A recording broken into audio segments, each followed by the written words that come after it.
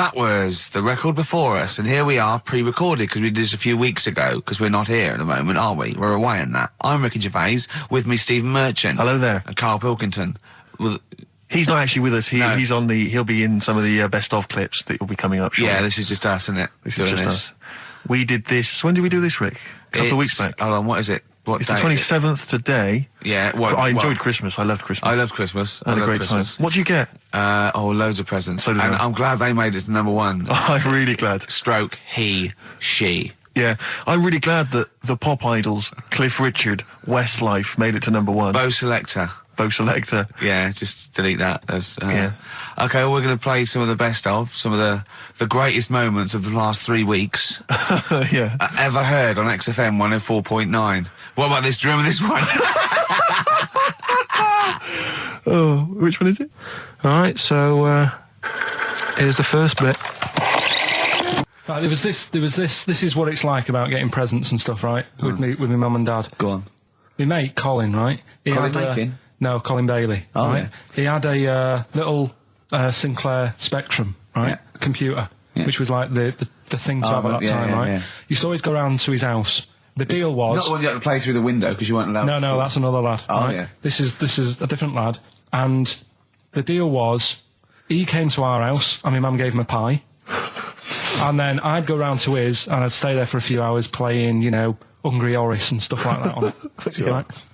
Now, my mum and dad knew that I really wanted one of these computers, right? So I waited about a year. Came round to Christmas Day. I thought, I reckon might have one. Turned out they bought me the wrong one. They bought me a ZX81 instead of a Spectrum, right? And Christmas Day, I'm there trying to load the games up. It's not working. I'm thinking, what's wrong, right? And the thing with me, when I was a kid, I used to get quite sort of agitated. This is the moment, right? I found out that it needed a RAM pack to make it work, right? Looking in the thing and it's saying, and make sure you put your RAM pack in the back. And I was like, oh, where's the RAM pack?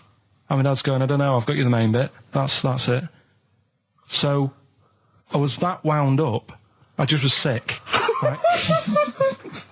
Just sick. I didn't feel sick or anything, I just was like, oh God. Went to the sink, just sick. Because I was that on edge about it.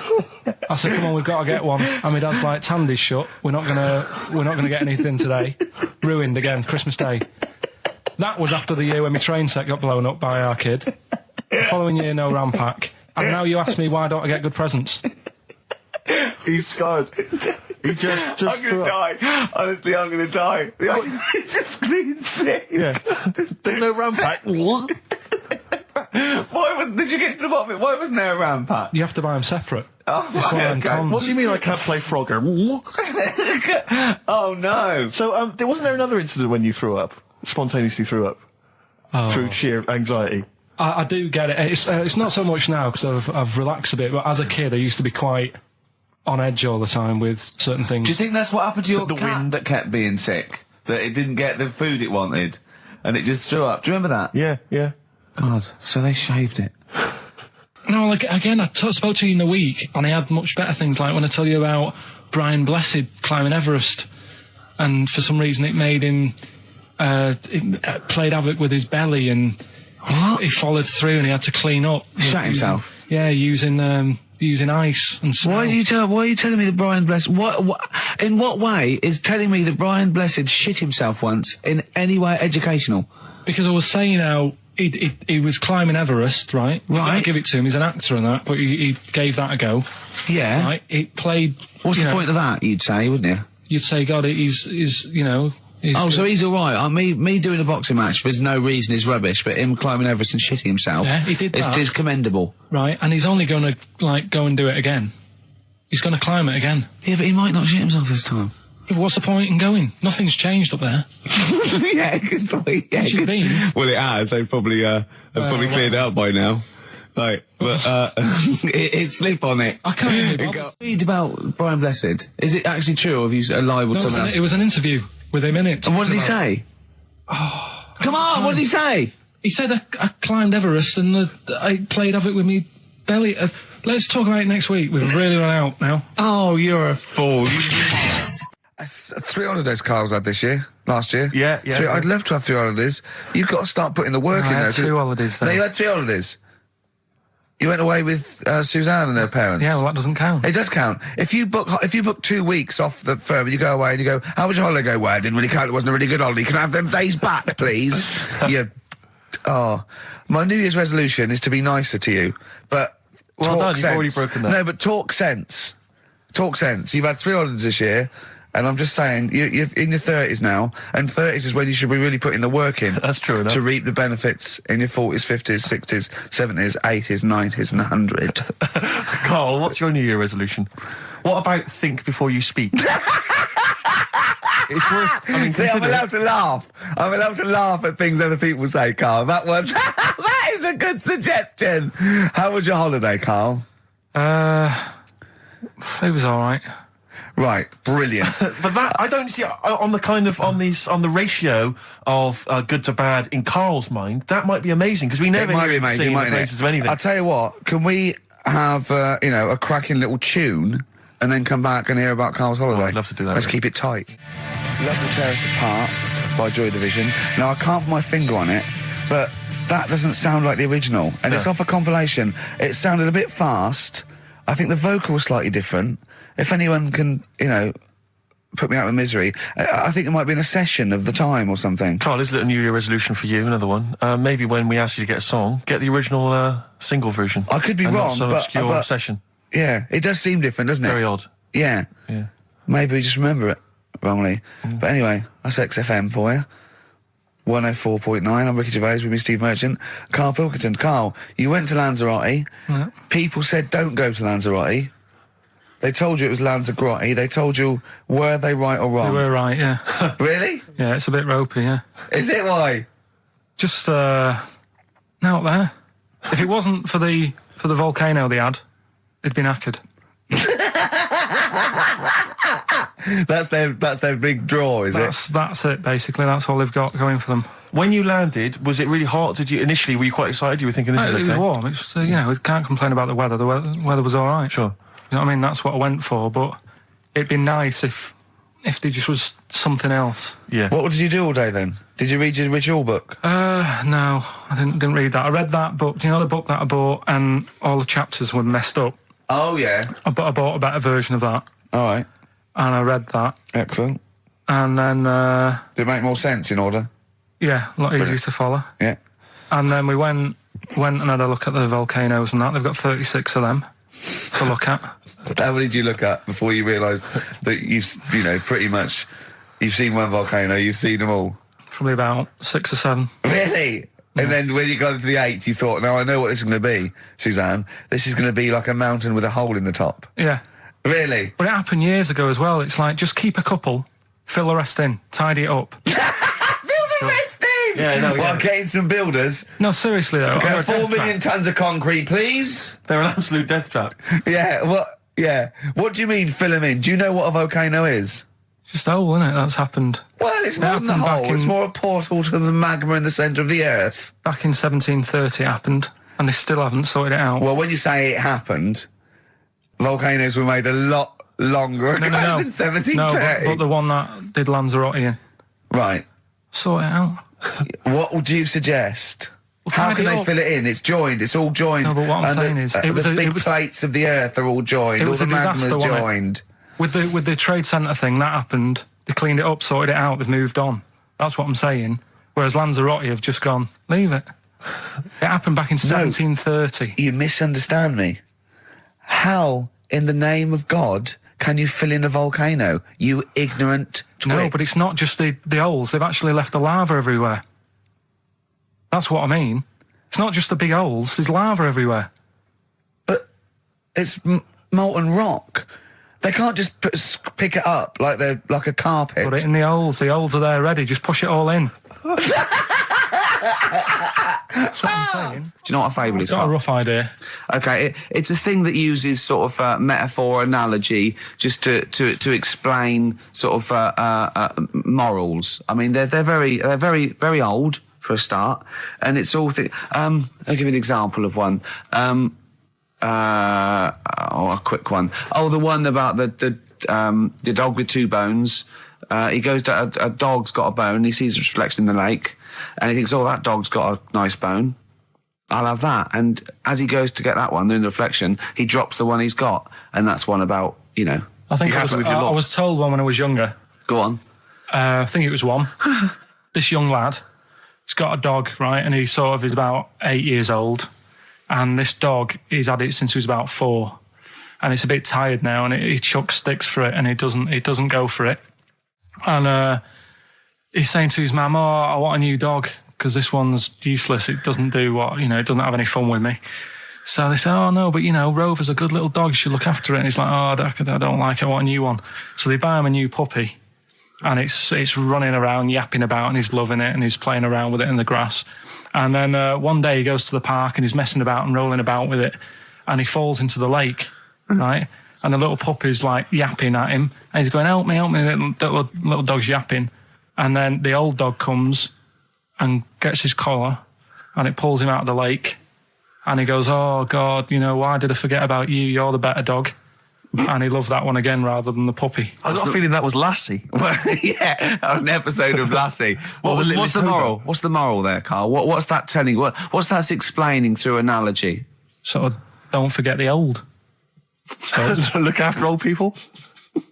I remember there was one I heard once about a young boy who got trapped in a lake inside a cage. But he loved his trainers so much. He wasn't going to get them wet. But even though he had to get out there, and even though he thought that was the important thing because it's material value, he actually drowned, and the trainers were no good to him then. That was Bowie and Waterloo Sunset. Love that. Love the original. Love Bowie. Bowie was my gig of the year. These are my singles of the year. These are our clips of the year. I'm Ricky Gervais, with me Stephen Merchant. We're just picking some lovely little bits and pieces. Do you remember when we talked about this?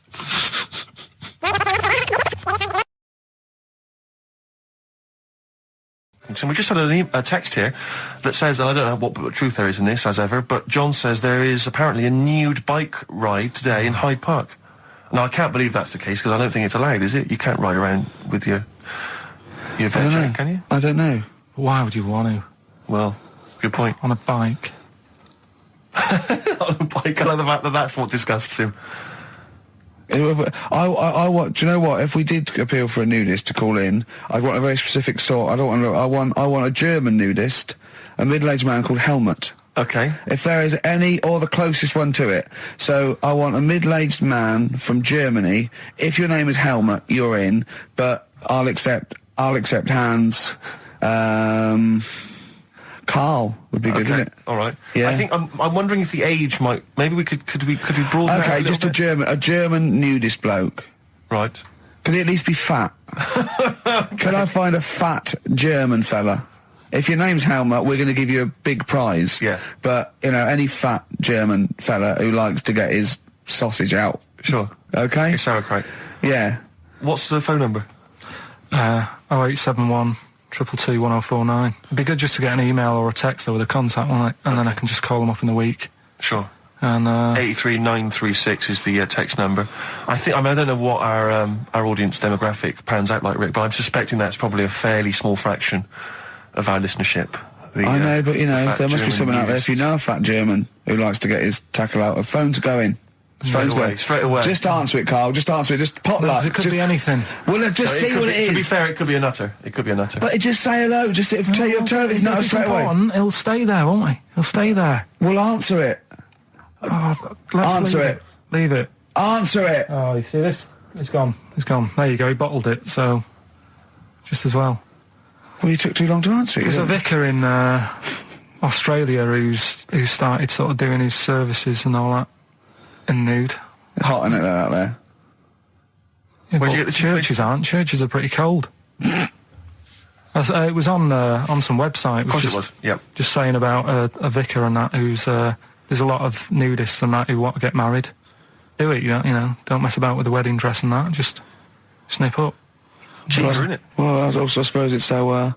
I suppose if you believe in God, you believe that that's the way to be, innit? Because Adam and Eve and that. Yeah, but then in Adam and Eve, the shame made us dress up, didn't it? Yeah. Eating the apple and things. Yeah, but God didn't want that, did he?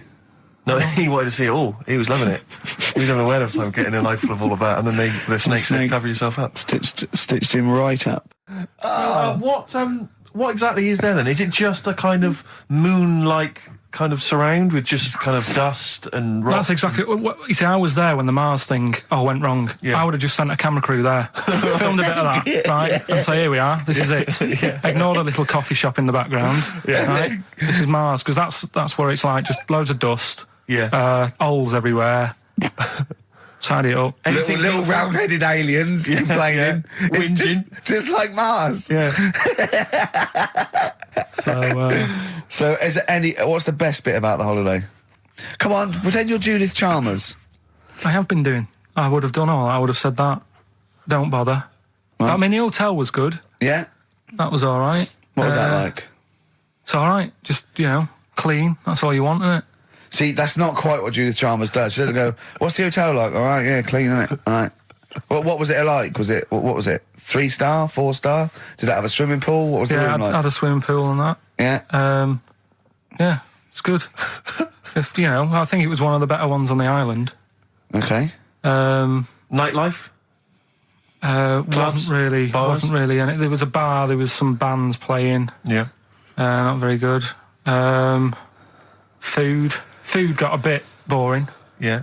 It was always the same food every night, but they sort of themed it and made out as if it was different. So, like, on Mexican night, it'd be chicken with a nacho on it. Right. And Chinese night, sort of chicken with a little prawn cracker on it and stuff. Sure. But that got a bit boring. That's me just turning on my phone, because I want to read to you a text that I got from Karl. I think you sort of sum up the holiday in this text, don't you? Do you remember it? I can't remember. Let's have a look. Let's have a little look. Instantly, what did Suzanne, your girlfriend, make of it? Similar view to you? That they should fill in the holes? Yeah, it's just that thing, you see, I went on a coach trip, right? And you go and see the volcanoes. Like I say, there's 36 of them. Yeah. Which, how many do you need? And when we're on the coach going round all these volcanoes, the fella on the front's going and look out your left window at the moment, and there's a volcano. And if you quickly look out at the right-hand side there, there's another one. Right. And on the left, he's just like, all right, we've seen it. Sure. Do you know what I mean? Yeah. And that trip, we'll talk about that trip in a bit. Right, this is the text I got from Karl, right? All right.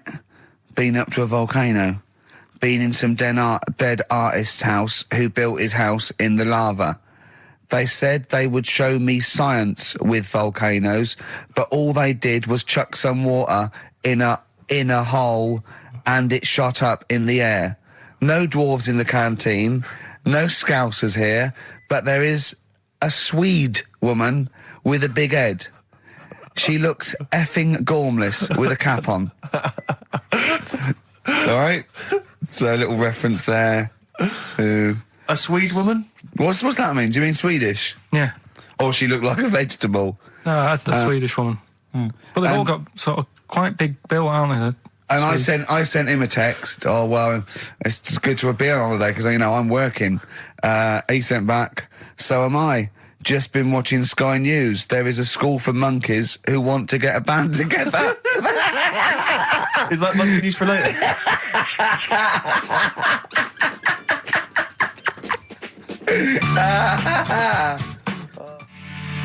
Oh My Corazon by Tim Burgess. I can't get enough of that. I love that chorus. On XFM 104.9. Ricky Gervais, Steve Merchant and little Karl Pilkington. But it was a nice holiday. Yeah, it's all right. It's just, I went there to relax and that. Exactly. Did a little bit of that. Trying to think of some new, features and stuff. Sure, always working. 3 holidays a year, Jesus. Oh, well, not really 3. Oh, 2. It's all one big sort of like work thing to me and Steve. 2 holidays, isn't it? Work hard, you need the holidays. So, yeah, the things that annoyed me was like, you get bored sat around the pool after a couple of days. I'd read my book. Yeah. There wasn't much going on the... Not even any crabs to throw sand at, was there? No crabs or anything. They wouldn't bother with Lanzarote, right? So, decided to go on a little trip. That's when I saw the volcanoes and that, 36 of them. So, we go on the trip, and the thing that annoys me, it does happen every holiday that you go on. If you go on a sort of package thing, they have these trips, right? and you pay about 40 odd quid, and they give you some wine, so it make it feel like you're getting your money's worth. But how many of these trips have you been on then? Loads. 24, probably about 12. More holidays than I've had. Go on. So anyway, so you're on the coach, right? And they take you for the Volcanoes. They took us in the middle of nowhere. Yeah. Right. There's nothing else round there. Sure. It's like I say, it's like Mars, but with holes in the ground. Yeah. Right. And they sort of drop you off, and they go, right, everybody, see you back here in an hour. There's loads of volcanoes for you to look at, and a coffee shop over there. And you know for a fact, right, you don't need an hour there. You could just say, well, just keep the engine running, because I'll have a look in this hole, we'll get back on, give us 5 minutes. Don't need an hour. Absolutely. But you know that they've got something going. It's a with backhander, definitely. What, with the coffee shop? Definitely. Yeah, they go there. And they get everyone to have an ice cream and a coffee, and they sit down, have a fag, talking to the bloke. Yeah, and it's like, cousin.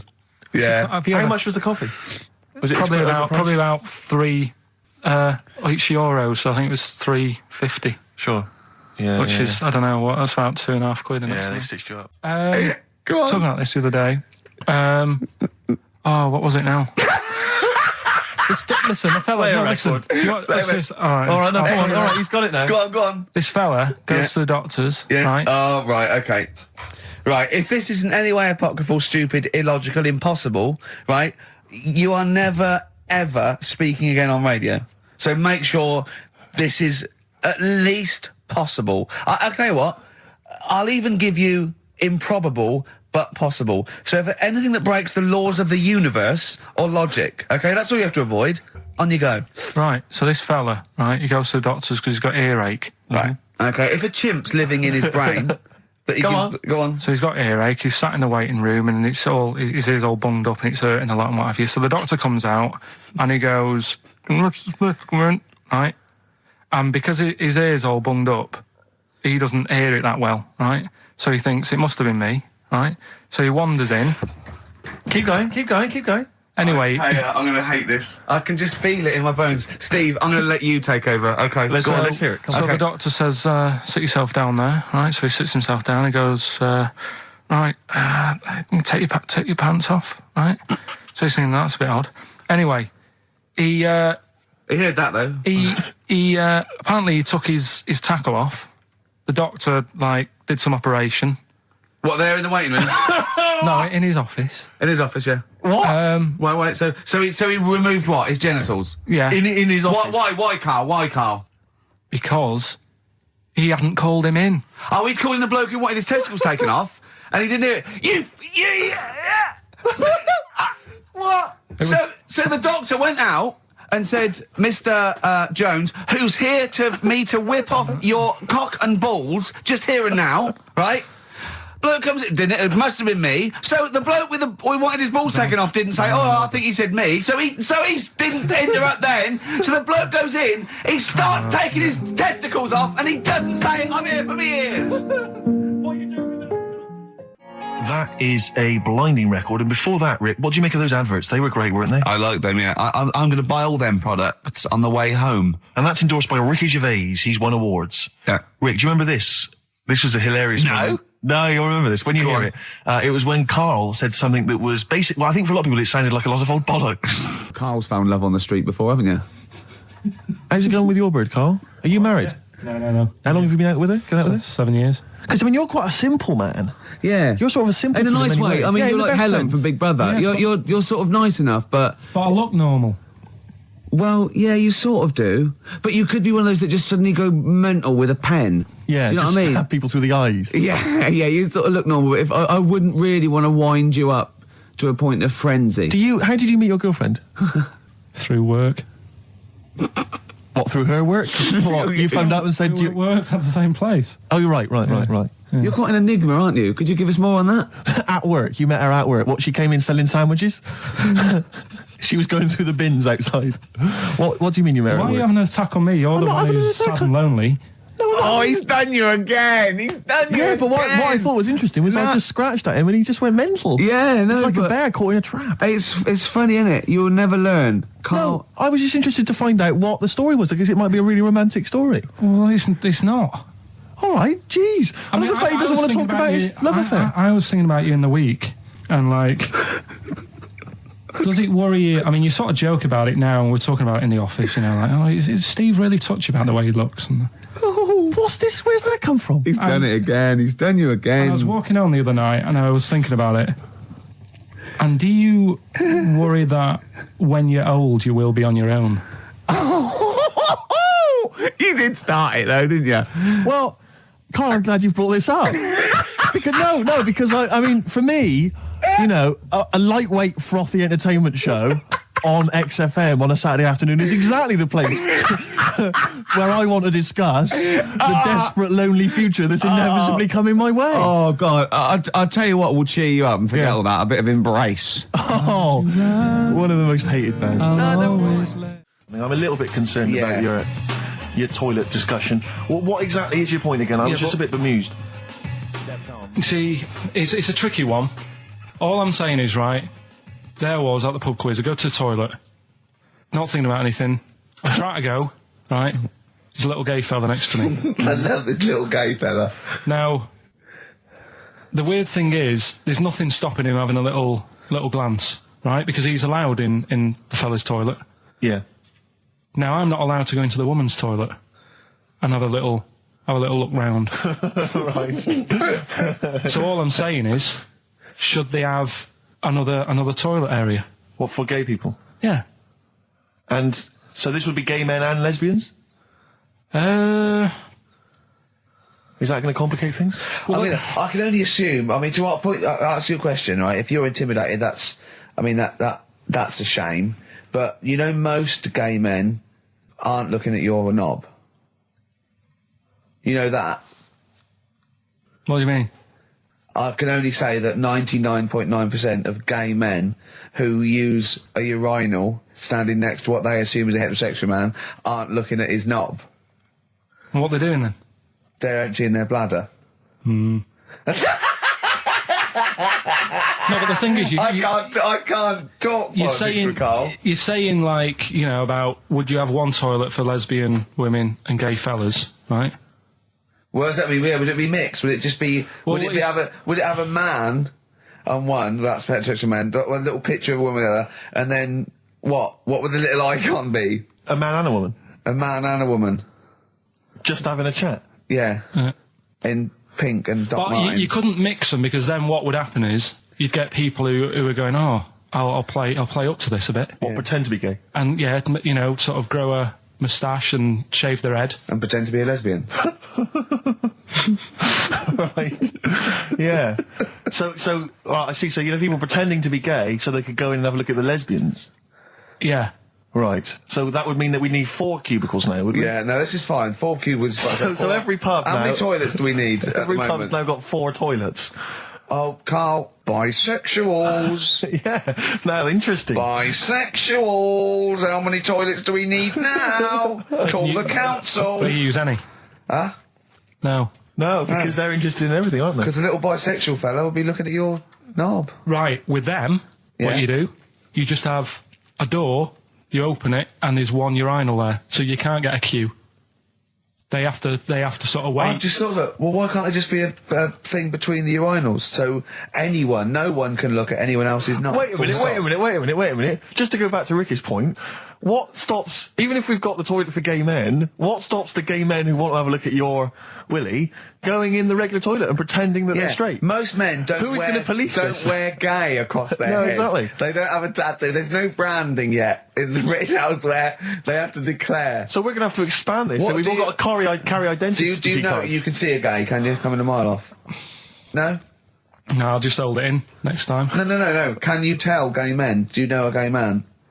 I'd say probably if you did if you lined some people up and said point them out, I reckon I'd get. But hold on, we're not talking about people dressed in leather with the arse cut out and an handlebar moustache. Yeah. We're talking about, everyday, No, non-seen. of course. Oh, well, yeah, but I mean, suppose I put you in a room and there was 10 naked men, right? Yeah. And there's 5 gay men and 5 hetero. Could you walk along that line looking at those gay... Am I naked? No, you don't have to be naked. Why would you have to be naked? To catch them out. Play a record. How would you catch them out? No, don't go into it. Don't go into it. Don't go into it. Play a record. Ooh, those boys can rock there. That's the Guns with All Their Roses and Sweet Child of Mine. On XFM 104.9. I enjoyed that. Yeah. That was good. It rocks. I hope the audience was playing it loud like us. Yeah. Ricky Gervais, Steve Merchant, Karl Pilkington. Well, look at him yawning. How rude is that? Carl, what's wrong with you, man? Have you been up late? A little bit. Girlfriend was away, wasn't she, yesterday? Yeah, I always have a problem with that. I always have... Because you don't go to bed, do you, early? Do you know what I mean? You sort of think... I just always find that thing that if, you're used to living with someone, one of you will go, let's go to bed, then you'll go, all right. But when you're on your own, you go... You just forget to go to bed. I just stay up. Okay, stop eating now, Carl. You've ate all the food. That's just a plate. All right. Okay. Yeah. No, I stayed up and watched... there was a thing on about Dracula. Right. What, Dracula? And I found a flaw in it. Go on. Not the fact that he's the living dead and and drinks blood to stay alive and he doesn't reflect and he can in turn into a mirrors. bat. Well, and you can go on. The mirror thing, you can't look in mirrors, can he? Well, he can look in mirrors, but he can't see himself in a mirror. Yeah. That still doesn't work. Go on. It doesn't work at all, Carl. It doesn't work Go anyway. on. No. Well, Centre parting's always really neat. His centre parting's always... how does he do it if he can't look in the mirror? Blood on the floor or something it was called. Rubbish. I love the flaw in the Dracula film is that his centre parting's too neat. How did he do it without a mirror? Oh. Was it a documentary about Dracula? No, Yeah, there was... the real Dracula. The real Dracula. Yeah, the real Dracula. The It's true just a film. It had blood on the floor or something it's called. Yeah. It's rubbish. We had a little lunch yesterday, didn't we? We did indeed. That was a nightmare. Yeah. I hate going out with you two. I was explaining to Carl, right? I like to excite Carl's imagination, right? And if it involves chimps or monkeys, all the better. Brains he likes, parts of the body, deformity. I know where to, what buttons to push.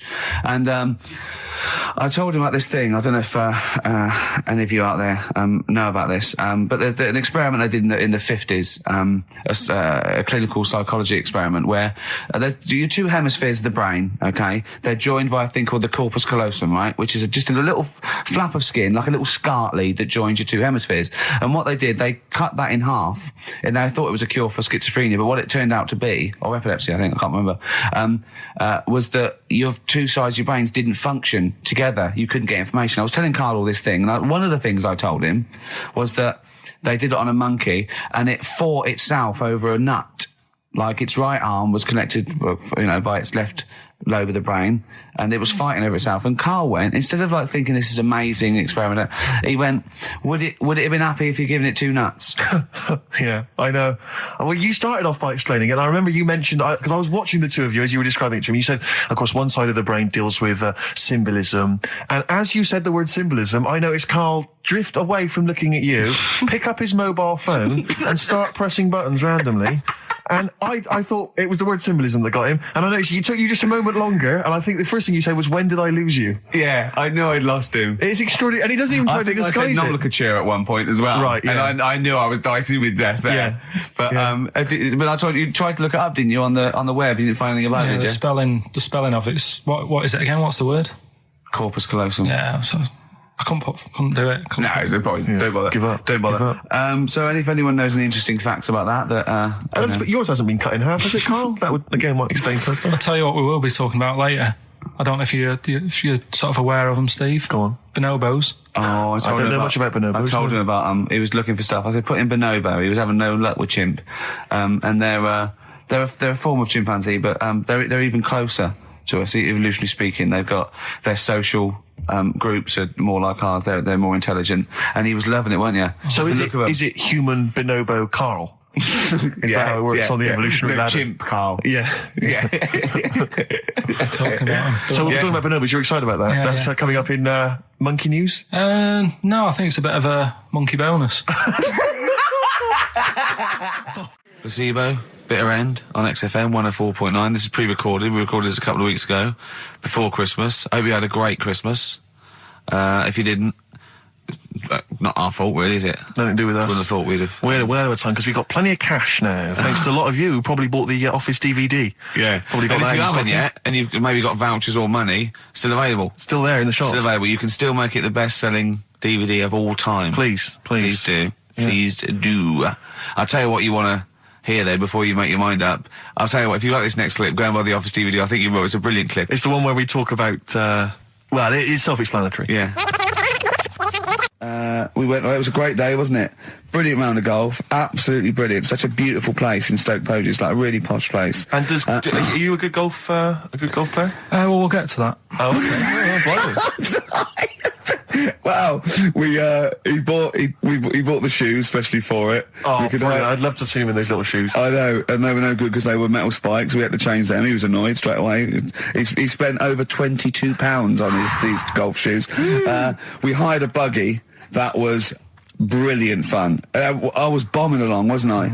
I don't drive, but I just, it was great on that buggy. Well, you've been on a buggy with me and you were a bit Terrifying. scared. Yeah. What? I nearly killed us once.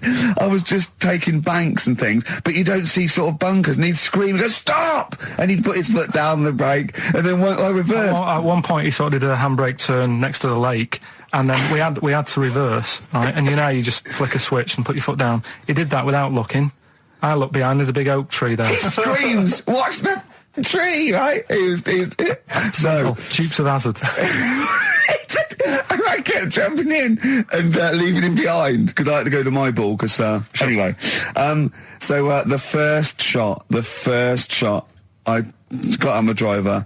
I honestly did one of the best shots I've ever done. It went straight down. It was great. I thought, phew, got away with that because it's always the first one because it's a clubhouse and you want to look good. Yeah. So. He tees off, and I've been saying, buy some balls. He just got 6 balls. I was going, what if you lose me? I won't lose 6 balls, right? He tees up, right? Whacks it. It goes miles, like right angles, straight into these the woods, right? He turns around, he goes, go and buy some more balls. So I'm laughing because it's like impolite to laugh, but he broke the ice for me, and I was falling around. And then his second shot, I go, you know, you're off a 3 now. If you take another shot, he went, oh, right. So it's his third shot. He puts the ball down. He hits the ground before it and misses the ball altogether. And I was on my back, wasn't I? Unbelievable. Actually rolling about on his back. And we were terrible. I went round 107. He went round in like 119 or something. Sure. It was just rubbish. How long did it take? 5 hours. Of course. And there was no one around, luckily. Yeah. But it was fantastic. So then we go and have our meal. What annoys me, I said, right, I'll go for a run. He went, I'll have a bath. I said, I'll see you at 7:45. At 7:55, I have to call him. He's not ready, so he's let me down there. I can't stand lateness or laziness. You hate lateness. Yeah, and he's let me down. Do you know his excuse? He fell asleep in the bath because there was no light bulb. There's no light bulb in the bathroom. So instantly he fell asleep. And he was late. No, do you know what I mean, though, Steve? If you're sort of, like, nice and warm and what have you. I was tired anyway. I've been stressed out for 4.5 hours, right? My life flashed in front of me a few times in that buggy. So it's all sort of wears you down a bit. I thought, right, I've got a headache. You're going for your run. I'm going to have a bath. I walk in, put the light on. For some reason, it didn't come on, but I thought, it's all right. I'll just... doesn't matter. You can have a bath in the It's summer, so it's light anyway. Well, there's no windows in the bathroom, so...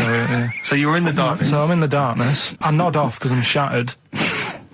He calls up, hassling me. So I said, well, it doesn't normally take that long for me because, I haven't got, like, long hair. I've got a dryer and so I can sort of one wipe. Yeah, he's already 10 minutes late, though, when I called. Well, 10 minutes. 10 wow, minutes. late. This is late. This next. Doesn't matter. Dinner wasn't until 7:15, so we had, like, another 20 minutes anyway. So it doesn't really matter. Yeah, but we said 7:45. So he's calling up, hurry up. So I said, yeah, all right. So I get out and dry and like my tackle and what have you. Calls back again 30 seconds later. No, I don't. I don't like you're that. not going to do that, no. Give it a wipe. 30 seconds later, come on. So I end up going downstairs to the meal area. Naked. With a wet shirt on and wet socks. I've got headache as it is. Meant to be a relaxing weekend. But anyway, so we have our meal, which is really nice. And then we're sitting in the bar. I'm having a cigar by the fire. Yeah. Like, we're having a rather nice Pinot Grigio. Yeah. He's there going, I've got a headache. Is this 1955 that you live in? I know. Yeah. It's so right. We are knackered because he's not used to work. I've seen him moaning, falling asleep. He's not used to it at all. And you've been on your feet for over half an hour. Yeah, right. So we didn't even walk around the golf course. We had a buggy. Yeah. Wasn't even exercise. And now it's Karl's bit. It's the re-education of Karl. He's like Liza Doolittle. And now he's coming to, or Lawnmower Man, if you've seen that film. More like Lawnmower Man, if you've seen the film. You know what I mean. And his homework was to just study quotes, really, on happiness and stuff and general well-being. He's not a big happiness quote fan, are you, Karl? Not really. So what have you done? You've come up with something, haven't you? Right, yeah, I told you, right? Because a lot of these are just things you say every day. They're nothing special. So what I'm doing... Well, you say them every day. Well, the sort of things you come out with and you don't even think about it, do you know what I mean? Yeah. They're on the TV all the time. People on the radio are saying these sort of little quotes. Sure. And what I've done is, remember that programme on Channel 4, Faking It? Yeah. Where they got some, like, posh kid to be on a door and all that. What I've done, I've... Imagine if that was the pitch for the show. Dear Channel 4, you're just going to get a posh kid on a door or something? Yeah, Yours come sincerely, in, Karl. come in. Yeah. TV producer. Yeah, go on. So, what I've done, this little book of quotes, happiness quotes, I've picked two that are real. Okay. And I've made one up. Right? And we've got to guess. And you've got to guess. Okay, then, it is. go on. Well, I'll tell you what, Rick, why don't we, when we've heard them, we won't confer. No. You'll write down yours, Yeah. A, B or C, and I'll Yeah. write down mine and we'll Sure. see how it Okay, works. Karl, off you go. Right, and just because I'm looking at this book, it doesn't mean I'm actually reading. No, I know. Don't no, worry, I know. we're clever. No, we know, we can't see yet. Like, Yeah. call my bluff. Yeah, go on then. Nothing is worth more than this day. Okay. Yeah, Yeah? All right. yeah. The way I see it,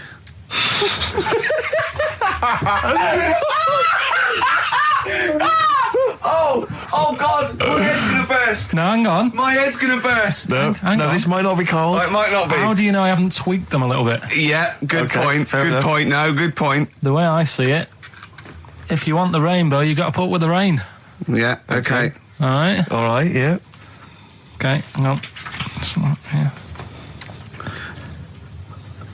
Come on. Cat food, Cat food, come on. it stinks a bit. But if you don't put up with the smell, the little kitten will die. Steve, I don't know what to say. I don't know what to say. Imagine this in Faking It. Imagine their faces when he says that, and they're going, "Oh my God." Oh. Karl, play a song, mate. We'll have to confer on this one. Right, Blair. Well, that's just amazing, Karl. Just read them again. Two were real, one was fake. Go on then. Right. First one. Nothing is worth more than this day. Excellent. Next one. What does that mean? Well, cherish now, cherish your time. Okay. Because you can't get it back, and Yeah, you know that's the way I saw it. Carpe diem, whatever it is, seize the day and all that. Okay. If you want the rainbow, you've got to put up with the rain. Yeah, of course. Yeah, rough with the smooth. You know, it's not all plain sailing, but you know, rainbow's beautiful, but it comes because of the rain, which you might not like. So Yeah. make the most of everything, and yeah. Good. Cat food doesn't smell good, but if you don't put up with it, then the little kitten will die. Right, no, Karl, that is a good effort. Now that one's yours. I mean, obviously, right? Right. No, but it's a good effort, right? I mean, it slipped seamlessly into the others. Yeah. Don't think it didn't. No, but it's good. I mean, we knew it was that one. But what I will say is, it's good. But what you don't know, maybe subconsciously, is, I mean, it's very similar to the putting up with the rain and the rainbow. But that's good. Why do you think that? Well, What does mine mean? well, even though it smells bad, it's good for something. Right, So- see, so- I didn't look at it like that. What do you look at? I kind of thought... Was yours more specifically about cat food, generally? Because you know, normally it's an analogy. Yeah, or a metaphor for something, you know. Much bigger. Well, no, the way I mean, looked at it- Dolly Parton, who I think did the rainbow rain thing, she wasn't specifically concerned about weather conditions. No. It was a sort of general idea. It's all about life. Yeah. Well, Existence. that's what I've done. Go on, I've what- used an everyday thing Yeah. and put it with today's problems, right? Go on. So, like, my girlfriend, yeah, she might like to go shopping for clothes. I hate it, Right. but because I love her, I put up with it. Ah, that's nice. Yeah? Yeah. So, you love that little kitten. You can't stand the smell of the stuff you got to feed it. But because you love it, you go, well, you know, I'll put up with this just for a few minutes and then I can, like, squeeze its head later and give it a little... Sorry! Squeeze its little head. Yeah, well, that's just the thing that I do with cats. Put it in a bag and drown it in a lake.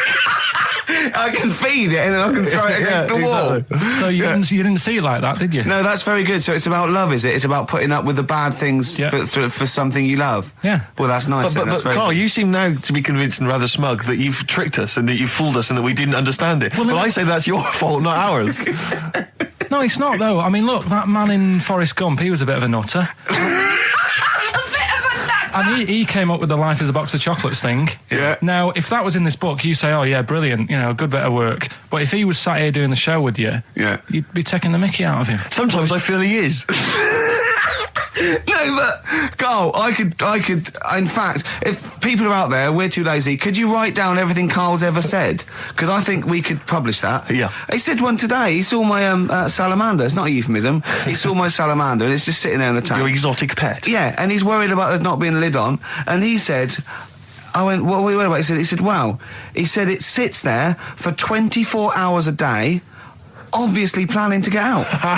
Well, he's got nothing else on its mind, and the daft thing is, he has actually got the lid ripped up a little bit. And he'll be looking up there, and it's going to get out. But what's the worst that could happen? What's it thinking? What do you think it's thinking, this salamander? It's got its eye on the DVD player. I can have Ian be down the market. Right. Okay. Right. The results of Rockbusters. We ain't got a winner for the first time. Yes, we have. We've got done this loads. feature for. We've got loads of winners. No, we haven't. We've done this feature for 3 weeks. This is the first time I've managed to sort of. Well, let's go through them then. What have they got wrong? The first one. The first one. What was the first one? Well, hang on. Let's do them in reverse order first. So what's the last one? The last one. The clue was that bloke does sport on the telly and he's got a little kid. What's that? That's Destiny's Child. Des, who does ITV Sport, has got a Chinese child, right? No, that's fine. They got that. Okay, Destiny's Child. What's the middle one? Well, the middle one. Right. Child. The second one was he doesn't like women. Yeah, he's got a couple of kids. That's a bit weird. Yeah. Right. That was PD. That was Puff Daddy. That is offensive. Go on. But it's not Puff Daddy. It's Puff Daddy. And he's not even called that anymore. He's called P Diddy. Well. Okay, fair enough. But they got that one. Yeah. And if I'm being tight, these lot are as well. Yeah. Yeah. Tight means something in Manchester. Go on. Right. And the first one that they're having problems with, I don't think them birds should be allowed in this area. Got it. Boyzone. It's not Boyzone. What's the clue again? I don't think them birds should be allowed in this area. That is perfect. A boy zone. No birds. No women. No women, yeah, birds, right? A boy zone. Sorry, Karl. If that isn't the answer, their clue is better than yours. That is brilliant. What was yours? Boy zone, it works perfectly. What's your answer then? Bangles. I have no idea what that means. Like seagulls. So you don't want them in this area, so you're banning them. Bangles.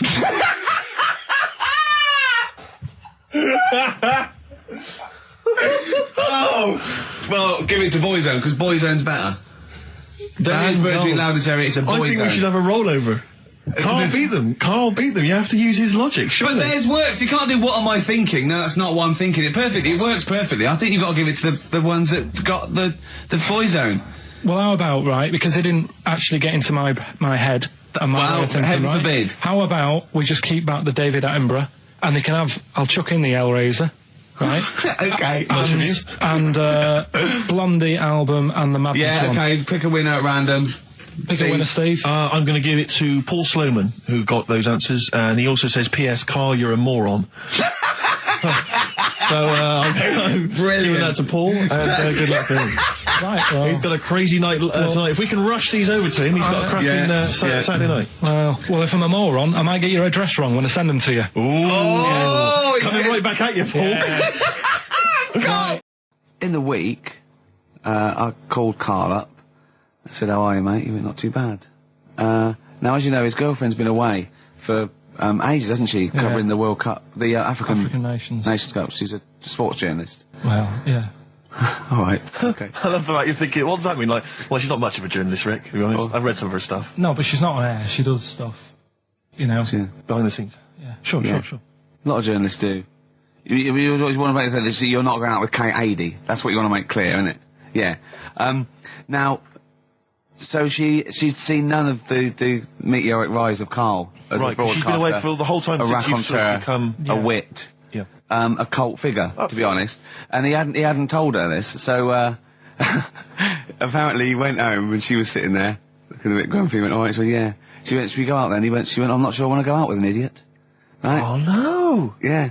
And she went, Loch Ness Monster, why don't you just think, of course the Loch Ness Monster lives in Loch Ness.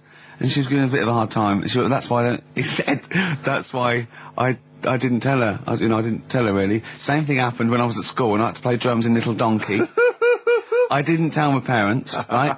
But my dad turned up anyway. And what happened? How old were you, Karl? Well, it was the school that I used to go to. Oh yeah. You went. Well, you used to go to the school you used to go to. No, but what I mean is, I didn't go to secondary, did I? So I missed a lot of that. Sure. But primary, I liked. Oh, it was all colouring in and stuff. Yep. And it was a Christmas play, and I managed to get a part in it. And, did you audition? No. Got a part in it, and I should have been playing the drums to the one about Kings. We Three Kings. Yeah. I was meant to be doing that, but Little Donkey came on, and it was one of those. What do you mean came on? That was like next up on the next song. Right. And it's one of them songs that you can't help sort of tapping along to. Yeah. Do you know like if I was to go yeah, you'd have to finish it with. Yeah. Do you know that they actually send that into space? Do they? And what, hoping that aliens will respond with that? Yeah. They do that because apparently it is one of them things that you can't help. What, even if you're an alien life form? Yeah. They know that, do they? Yeah. But anyway, what, because they watch Star Trek or something? Hello. Knock knock. Yeah. No, seriously. Is it true? Like if you send out knock knock into space, they have to say Oggy. Oh, that is great. Seriously. Oh, hold on, what's something out there? What's a little green fellow? That is great. Yeah, so anyway, that is Little Donkey is like one of them tunes that you can't, and I was there and I had the drumstick and I thought, oh god. The drumstick! I could feel myself. And anyway, just wanting to do it, yeah. I started going along and playing Little Donkey, which I wasn't meant to do, but it went down such a storm. What, were there people like parents and that dozing off, and then suddenly they heard your version of Little Donkey, they thought, wait a minute, now it's really picking up. What do you mean? I'm glad we paid £1.50 for this. What do you mean it went down such a storm? They're going, hold on, was it like when People have Ringo lighters in the air. You know, like when Ringo joined the Beatles, now going, boo, Pete Best, but he went, yeah, and they went, whoa! Oh, God. No, but the teacher just said, oh, it went down really well, you can do that again tonight. Right. When you're in it again. But anyway, so my dad was there, and you hadn't told him about this performance, so he just turned up off his own back. I never took the letters home and stuff to show my mum and dad, because it just put me off. So, anyway, he turned up, don't know why, he must have heard from someone else's dad. Yeah. He turned up, and he swore about me, which... Did he? I don't... Could you use a word that's allowed to be said? The word? Of course it is. Right. If you got a kid in the car or anything, you can turn it down now. Yeah. Right? But he said... there was a guy stood next to him with a camera, big video camera, filming it. And he said, yeah, film it, but try and avoid getting the twat in the hat in the shot. Because I had one of those porters, you know, the little round pork pie hats on. Right. This is so sad. What, was this a nativity play? It was about Jesus and stuff. Yeah, well, there was a porter there helping him with his bags. Of course there was, I forgot. I mean, Mary and Joseph, they got there. Yeah, because it was the hope, you know, because the inn was full. Yeah. But I think the porter doubled up with the inn and the stable. Right, that was nice. So he carry bags over, yeah. Yeah, no, so yeah. You're right, though. I don't know why I was wearing one of them. But I was. And your father said that? And how did you know your father said that? Did you hear it? About it later. Oh, he told you about it later? Yeah, I was talking about stuff I'd done at school, and he said, oh, God, remember that. And I spoke to him the other day about it. Right. And, yeah. Oh, God. So that was the end of your sort of drumming career, really? Because it could have been, I mean, you know, the audience loved it the night before. Yeah. You could have, like, been on, who knows, a whole new world for you. Yeah. I haven't done any stuff. I've never drummed. I wish I had, man. That is That's a movie story, but... Is that, and that's why you don't, and you don't tell, your mum and dad don't know you on the radio, do they? I think when they were down the other weekend, they had to come in, I just said, I'll just go in and press the buttons. Because they could listen on Sky Digital, couldn't they? They could do. But you wouldn't want that, would you? I don't want that. No. Play a record, and I want to talk to you again a little bit about this later. Yeah. Right. When we were talking to Karl in the week, the things we're talking to Karl is that you come up with something that's sort of like, quite innocent, and he goes, well, once, right? And you realise that it's comedy dynamite. He doesn't know it, but we want to go save it. And he let out, you were filling in a form, weren't you? It was all like your girlfriend thinking you're a div. And it's happened before, isn't it? Because she came home and you'd filled out a form to get a job once, hadn't you? Yeah. What was that for? Granada Telly. And on it... Well, let Karl explain. Yeah. You see, this is what annoys me with job applications, because rather than just saying, do you want the job and what can you bring to this business? Yeah. Do you want the job is a good one. Because the thing is... That's sort of the one for the boys. No, listen, right? Because if they say no, I don't think they want the job. Yeah, but listen. Go on. I mean, I presume with what you do, you have to take people on and stuff. Well, in a fight, you mean?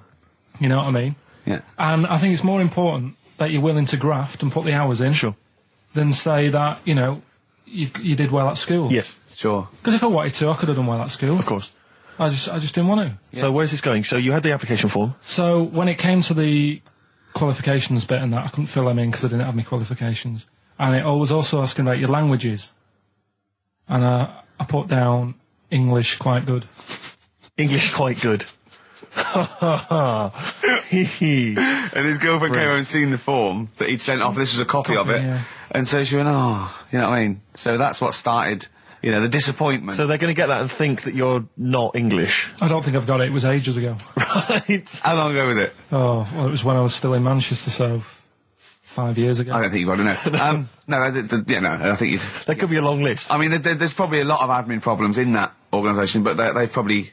But what I meant by it is that you know, I can speak English, but I don't know all these long words that people use all the time. Yeah. Oh, God. Oh, can I just tell this quickly?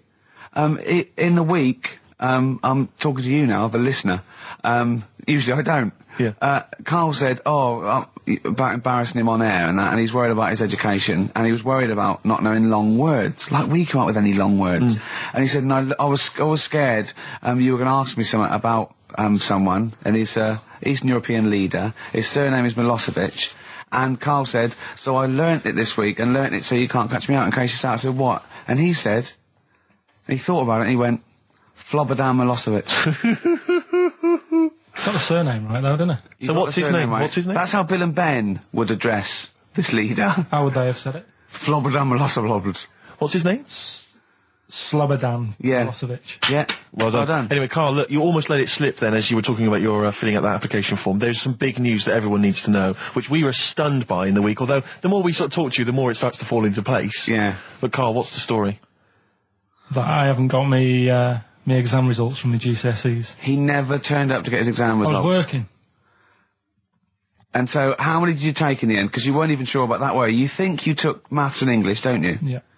And you think you've handed in the artwork for art, don't you? Now, art was continual assessment, wasn't it? Coursework. And what was the you made? I made a man sort of putting his arms into a car.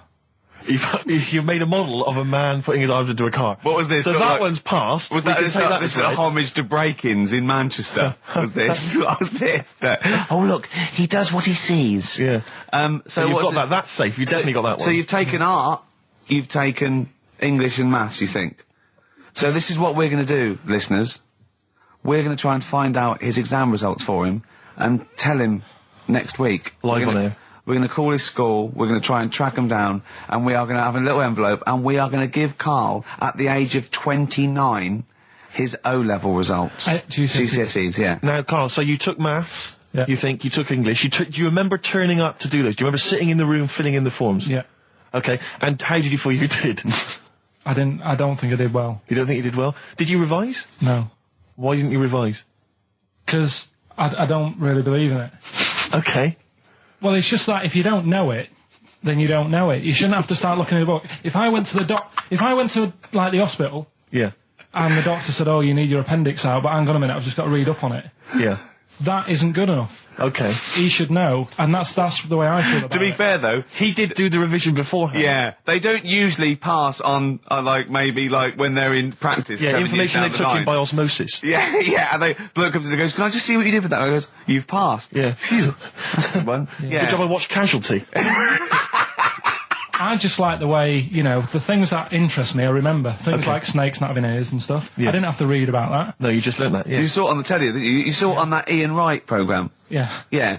And this is what Carl said to me. He said, it's actually, I called Carl up in the week, and Reese was with him. Reese used to be on XFM, Yeah, and he took the phone, and he went, "Carl's worried, I've seen that programme." He said, "Snakes don't have ears, right?" He said, "So you can creep up on them and pick them up."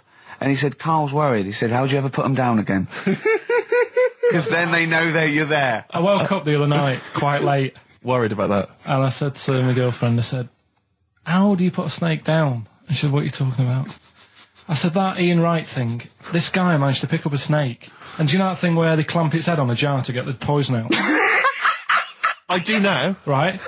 They did that, but they didn't show you how they got rid of it, and I thought, it could really get nasty, because it's obviously annoyed that you've had its head pressed in the jar. Yeah. Yeah. Right. They hate that. Now, Especially as it's in front of their mates. when you lift it off, Yeah. right, you've got hold of it. Yeah. If you go to chuck it down, it's going to turn on you. It's going to go wild, isn't it? So, I just wondered. Well, what you do is you never put it down, Carl. Yeah, that's why That's what that happens. bloke has got about 11 or 12 just carrying him. Exactly. Yeah, you never put it down. You sling it. Who cares? You just throw it, don't you, really far. That's not that. I don't think you should throw. But snakes. Carl, listen, don't worry. We're not asking you to get involved with snakes. We're just asking you now. You've done maths, you think? Yeah. Did no revision for that. No. Okay. English. Do you remember what it was? Did they ask you about Shakespeare? Did they ask you I about can't books? remember, but I must have done it because I thought that was... It was English language, not English literature, wasn't it? So it was Was it like spelling and all that So sort was it? No, was it like a comprehension? You read a passage and had to ask questions on it. Was it? Did you have to I might write a not have short done essay? I don't know. I can't remember any of that. Okay. I did a science, Okay. Physics or chemistry? physics. All right. Well done. And this is all you think? You actually took that. You actually took physics GCSE. You think? You're obliged to do a language, I think. Did you do French? I did French for a bit, I but don't think you are. I don't think you have to do a I language. think you have a GCSE. I think you've got to. Well, English quite good. I think that's his language he did. I can't. So you don't know about I can't language, history, remember. geography? Just what you will find out, won't we? Okay, but you just can't remember. I can't believe you can't remember turning up for these things, because it's quite a big moment in people's lives. It is the thing that you've been working to all of your educational life. On the day that the things came out, I was working at as a printer, Okay. and it was a really busy A lot day. of spelling mistakes. That It was day, a really that busy paper, day, wasn't so it? you're bound to forget. Yeah, your yeah. exams. No, but I had to use gold ink that day. Oh. And it's, Yeah, I mean, you're yeah, not yeah, a printer, yeah. so you don't know. No, that's the biggie, innit? But it's tough. You've got to really get your rollers clean. Carl, play a record, mate, and good luck with the exam results. Hopefully we'll have them for you by next week. It's time to give Carl... You're actually nervous, aren't you? I'm a little bit nervous. Just to recap, Carl is 30 this year. He never went to get his results of his GCSEs. So myself and Steve took it upon ourselves to phone his school, track them down, and we actually got your results. What did you think you took? Did English, Right? maths, Yeah.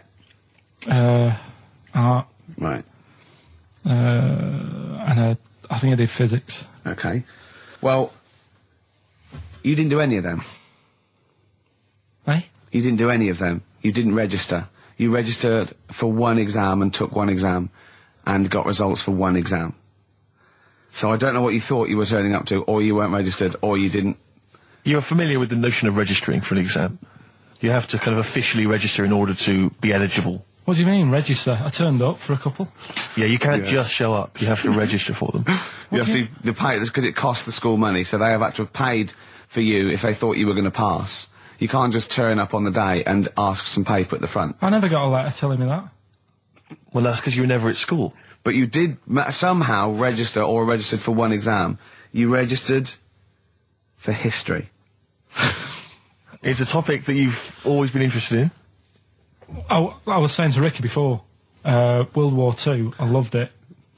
Not the actual event. No, the but study just of it. all You the mean? stuff like, about the Anderson shelters and stuff like that. Yep. And the bombs and that. Mm-hmm. And then when I took it, it had nothing to do with that. It was more about the Tudors. So it didn't. The Second World War didn't come up. You mean there were no questions about the Anderson shelters? Nothing. That's devastating. So So what are you expecting the result to be? Is that seriously? Is that it? Yeah, it's the only one you took and registered. As far as the school is concerned, or yeah. certainly in Well, it's the terms only of one what that they told counts. us. It's the only result. It's the only one that counts. Yeah, you've got. I don't. Did you register for yours? Yeah. Yes. I've got certificates and everything. So what? Do you do that before the exam? Do you have to go somewhere and sign something, or? Yeah, you don't check your results and then decide if you want to register. It's not like Millionaire when you look at the question and go, I think I'll take the money. Yeah. You go. No. But anyway, you must have registered for one, or maybe your teacher put it in. Put you in for Well, it. I didn't do it. They must have been Someone else confident. registered They for must me. have been confident. They must have thought your best bet was history. Right. So, what did they get? You got an E, which I think, I mean, technically, is a pass. E.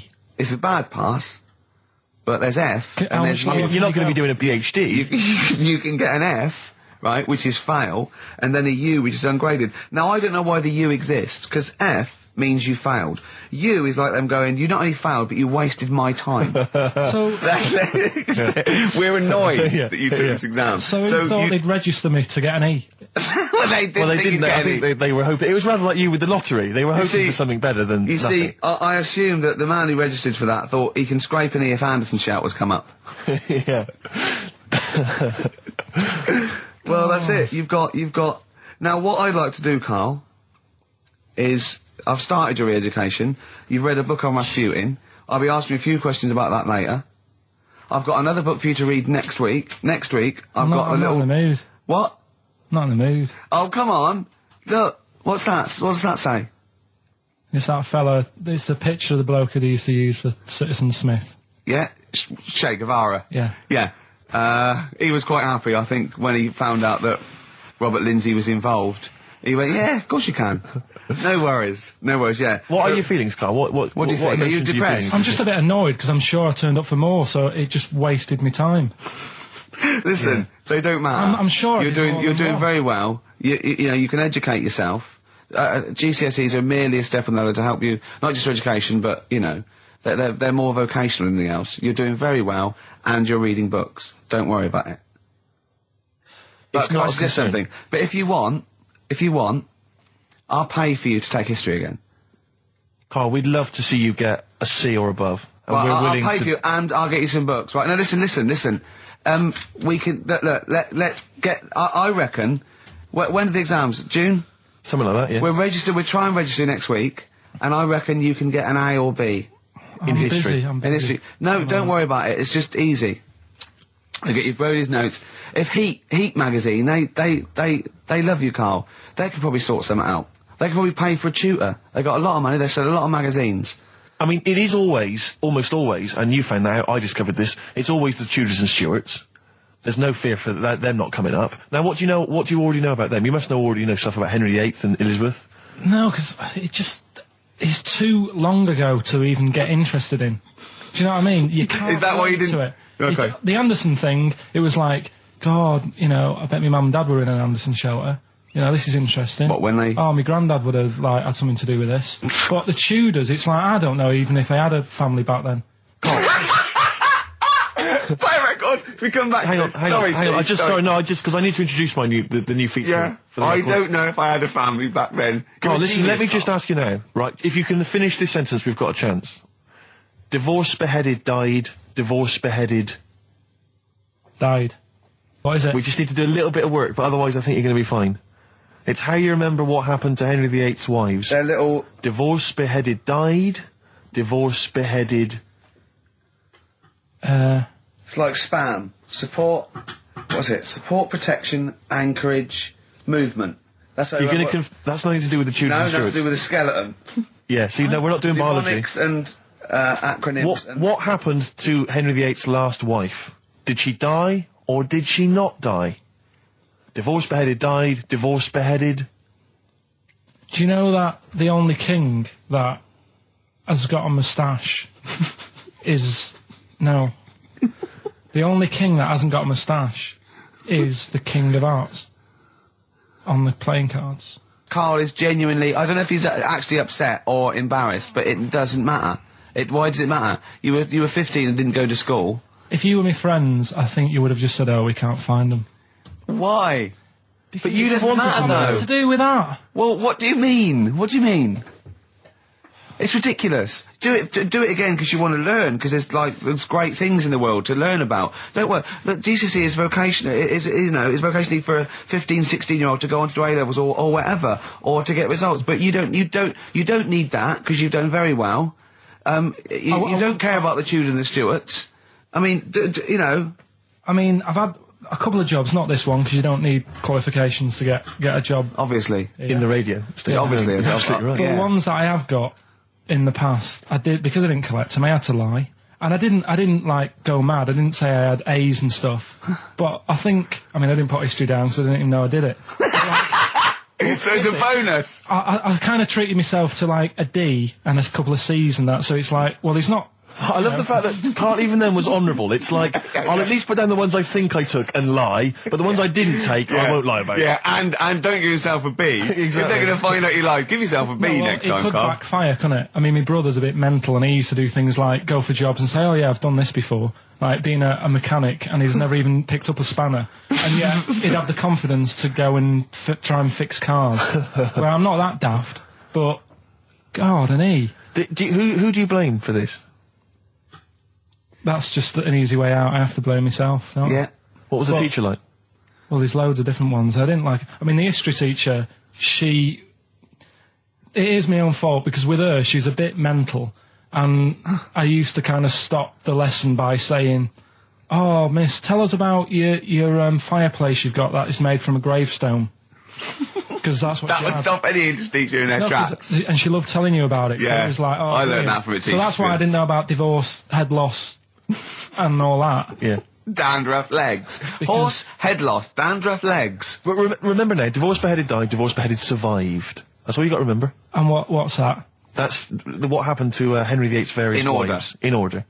What does it spell out? No, it doesn't spell out anything. You just got to remember the rhythm. In order in which he married. Yeah, but it helps. It's like when my mum taught me the alphabet. She taught me as like a song. A, B, C, D, E, F, G. Yeah, consonant. Yeah. No, not like that. Huh. That's how everyone else could do it, and I couldn't do it that way. Right. What tune did she do it to? It was A, B, C, D, E, F, G, H, I, J, K, L, M, N, O, P, Q, R, S, T, U, V, W, X, Y, Z. I feel like, feels like Christmas Day. What, you didn't get the gift you wanted? Yeah, do you know that, like, anticlimax? Yeah. When, you've been looking forward to it for so long. Yeah, you know. Well, I mean, I knew you were looking forward to it. That's why it took you 14 years to get the result, and then it was 2 other people that got them for you. Do you wish that we hadn't done it? No. It's alright. It's alright, isn't it? What's your girlfriend going to say? I don't think I'll see her again.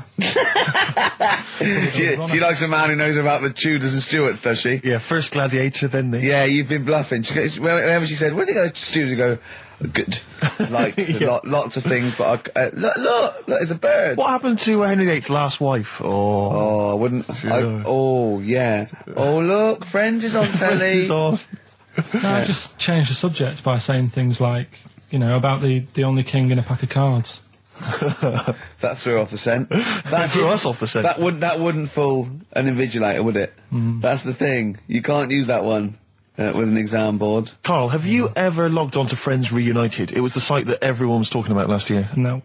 Are you aware of the concept? I've heard about it, but there's no one from school who'd want to see it again, really.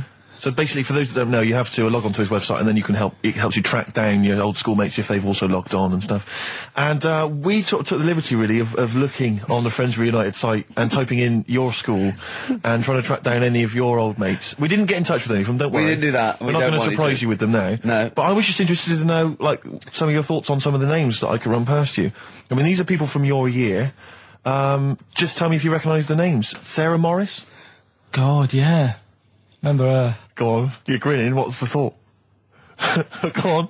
No, just, she was alright, she was a popular one. What does that mean? She was nice. Yeah. Okay, what about Darren Buckley? He was one of my best mates. Was he really? Yeah. Seriously? Yeah. What do you reckon he's doing now? Do you still keep in touch? When my mum and dad were still in Manchester and they had a butty shop, he used to go in because the bookies was next door. I know the way you paint a picture. If you did this in your history exam, Karl, you will walk it. Go on. So your parents had a butty shop. There was a bookies next door. Yeah, and he liked having a bit of a gamble, so he used to, I think he works for some insurance company. Do you think that his fiancée Beth knows he's got a gambling problem? Or that his 2-year-old son Lewis? No. Yeah, they live in Cheadle Hume. Hume. Cheadle Hume. He must be doing well. 'Cause it's He's still supporting the Blue Army and frequents the shrine on a fortnightly basis. funny thing with him is, right, when I used to stay over at his house, and his dad was a copper, and I remember his dad came down and said, right, I want to see you two. I was like, oh God, what's happened? And got us round the table. And he said, do you know much about drugs? So we were like, what's all this about? So he goes, you know, they're not good for anyone, you know, the stupid thing to get into. And we're like, yeah, we know. And he went, you know, do you? We said, yeah. He said, what's this then? And he'd found something in his bedroom, and it was a Skittle. What, the sweet? Do you know little sweets with the S on it? And Oh, really? Drugs. Yeah. So he said, well, yeah, it's a Skittle. Yeah, I know what it is. Oh, he was bluffing like that as a slang word. Yeah, he thought because he was a copper, he probably had to be down with all the terms and that. So we said, oh, it's a Skittle. And he said, yeah, I know what it is, but what's it doing in your bedroom? Oh. It was like, no, it's a toffee. So, Darren there. Yeah, I know, it's a toffee, it's a squib, it's a, yeah. Karl, more people from your past. Debbie Carr? Yeah, she was another nice one. What does that mean? Is that a euphemism? No, she was one of them that you'd sort of go, she's nice, but she'd never be your girlfriend. Do you know what I mean? She was, Not really. Even though she was in the same year, she seemed a lot older. Right. And like, Wasn't a teacher, was it? There was 3 of them who all hung together, and they seemed to hang around like the older kids, the ones who looked like men. Do you know what I mean? They had, What did you look like then? Well, it's just that I had youthful sort of looks, whereas like the older ones had like beards and stuff. It's the gang of boys in the 5th form with beards. Were they smoking pipes? Come over here, me filly. Oi, Debbie Carr, come over here, you little beauty. No, but she was like, I love that. Hanging around with beards. There's the big boys. Oh, fishing. That's lovely beards. What do you I mean? just see a whole row of George Bernard Shaws. Brilliant. How do you do in history, boy? Think on E. You're an idiot. Oh. they were like, you know, I'd be there sort of punching people in the arm. Cause we used to play that Oh, that's a skill. great game. Oh, I love that. Punch people in the arm. Is that part of the Olympics now? it's I think it was exhibition this year. Right. But it's going to be a pro next It's going to be the Winter Olympics because you've got to do it in just a cap sleeve shirt Sure. in winter. Yeah. So you're playing that? She, but whilst I But was she didn't doing appreciate that. She used to go, ow! No, I always think whilst I was doing that, they were like the Charlie's Angels, and they'd be sorting out a mission somewhere because they were really like there was something about them that you thought, you know, yeah, they're special. They were private detectives. What do they work for a man they never see? Okay, here's a name I'm interested in because, let me just tell you the name first. Adam Clifton. Oh. Go on, what are your thoughts on Clifton? He was one of them kids. He was all right, but he had that thing when if you didn't have enough milk, he had like wrinkly hands and like white bits in his nails. Oh, Because you didn't have enough milk. Yeah. So therefore, you didn't like him because you didn't get enough milk. This is not to be confused with the 2 people with the big heads and the webbed feet, is it? Webbed hands. Well, what's I know interesting? that they weren't related. They must have been somewhere along the evolutionary sort of trail. Do you know what I mean? They must have come from the same sort of stock. But you wouldn't have liked him. It's just one of them people. He was all right, but. XFM 104.9, I'm Ricky Gervais, with me Steve Merchant, Karl Pilkington. Steve. Well, we were talking about the news just now, and there was a story I heard in the week. I think it was on the radio, and I don't know all the details, but what I heard was that a number of, I think it was Falkland, maybe Gulf War veterans were, I think, suing or complaining to the government because they wanted compensation for post-traumatic stress disorder. Now, I don't know all the ins and outs of it, but it seems to me that if you're in the army and you're a soldier, a certain degree of trauma is kind of inevitable.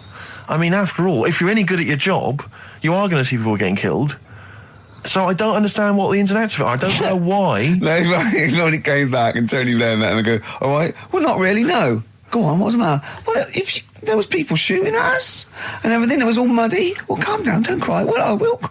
There was a drill sergeant just kept shouting, saying, "Look at you, stupid boy, where's this he's gun's got not clean?" training, I hasn't just he? cleaned the gun and it was fine, and now he's telling me to clean it again. Yeah, the boots, they were shiny. fine, he was Well, he's showing. got to do that. It's more His distant. neck was as big as his head. Well, yeah, but you don't know what they. I don't know what the ins and outs of it are, but what you got to do is make sure you know what you're going into. That's what I do. You got to check the small print. So if I was, going over to like the Falklands or the Gulf, I'd put man. I'd go, will it be horrible? I go, you at the back, yes. Will it be horrible?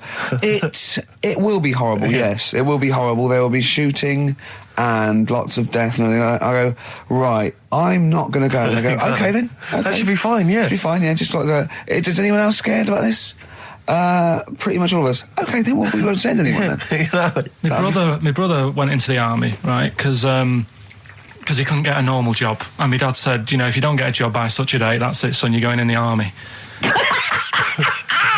And so when was the Falklands? Was it about 81? Right, and he joined back in like 81 or something. And he I don't know, he was in Aldershot or something. Oh yeah. And he wrote back to my mum saying, a bad time to join, bad time in this. So she wrote. What bad time? Join, that's so sweet, Carl, isn't it? That's like, dear Dad, yeah, well done. Don't know if you've noticed. Yeah, I was on the dole, that's for sure. Thank you for joining a month before the Belgrano. Anyway, go on. My mum called up, spoke to the sergeant, and said, "Can you leave him out of this one?" Can you leave him out of this one? What, the Falkland War? He's only just joined, and she called him Chuck, which he got done for. Like, she's one of them, I think it's a northern thing, like saying, "How are you, Chuck?" Yeah. And she called the sergeant Chuck, and the sergeant said to my brother, "Your mum, she's called up and asked if you can not go," which, of course, we'll see how it goes. But can you tell What her? do you mean? Why did the sergeant even entertain this? Well, Pilkington, come here. Your mum's been giving me a bit of earache. Now listen, tell her I've told you, but can you call her, because she called me Chuck and everything. Can you call her and say you don't mind? Well, not really. Oh, please, because I've promised her say you want to go. No, please, say you want to go. Why was he entertaining this phone call? because he was new to the army, I suppose. Who? No, I mean the your brother. sergeant.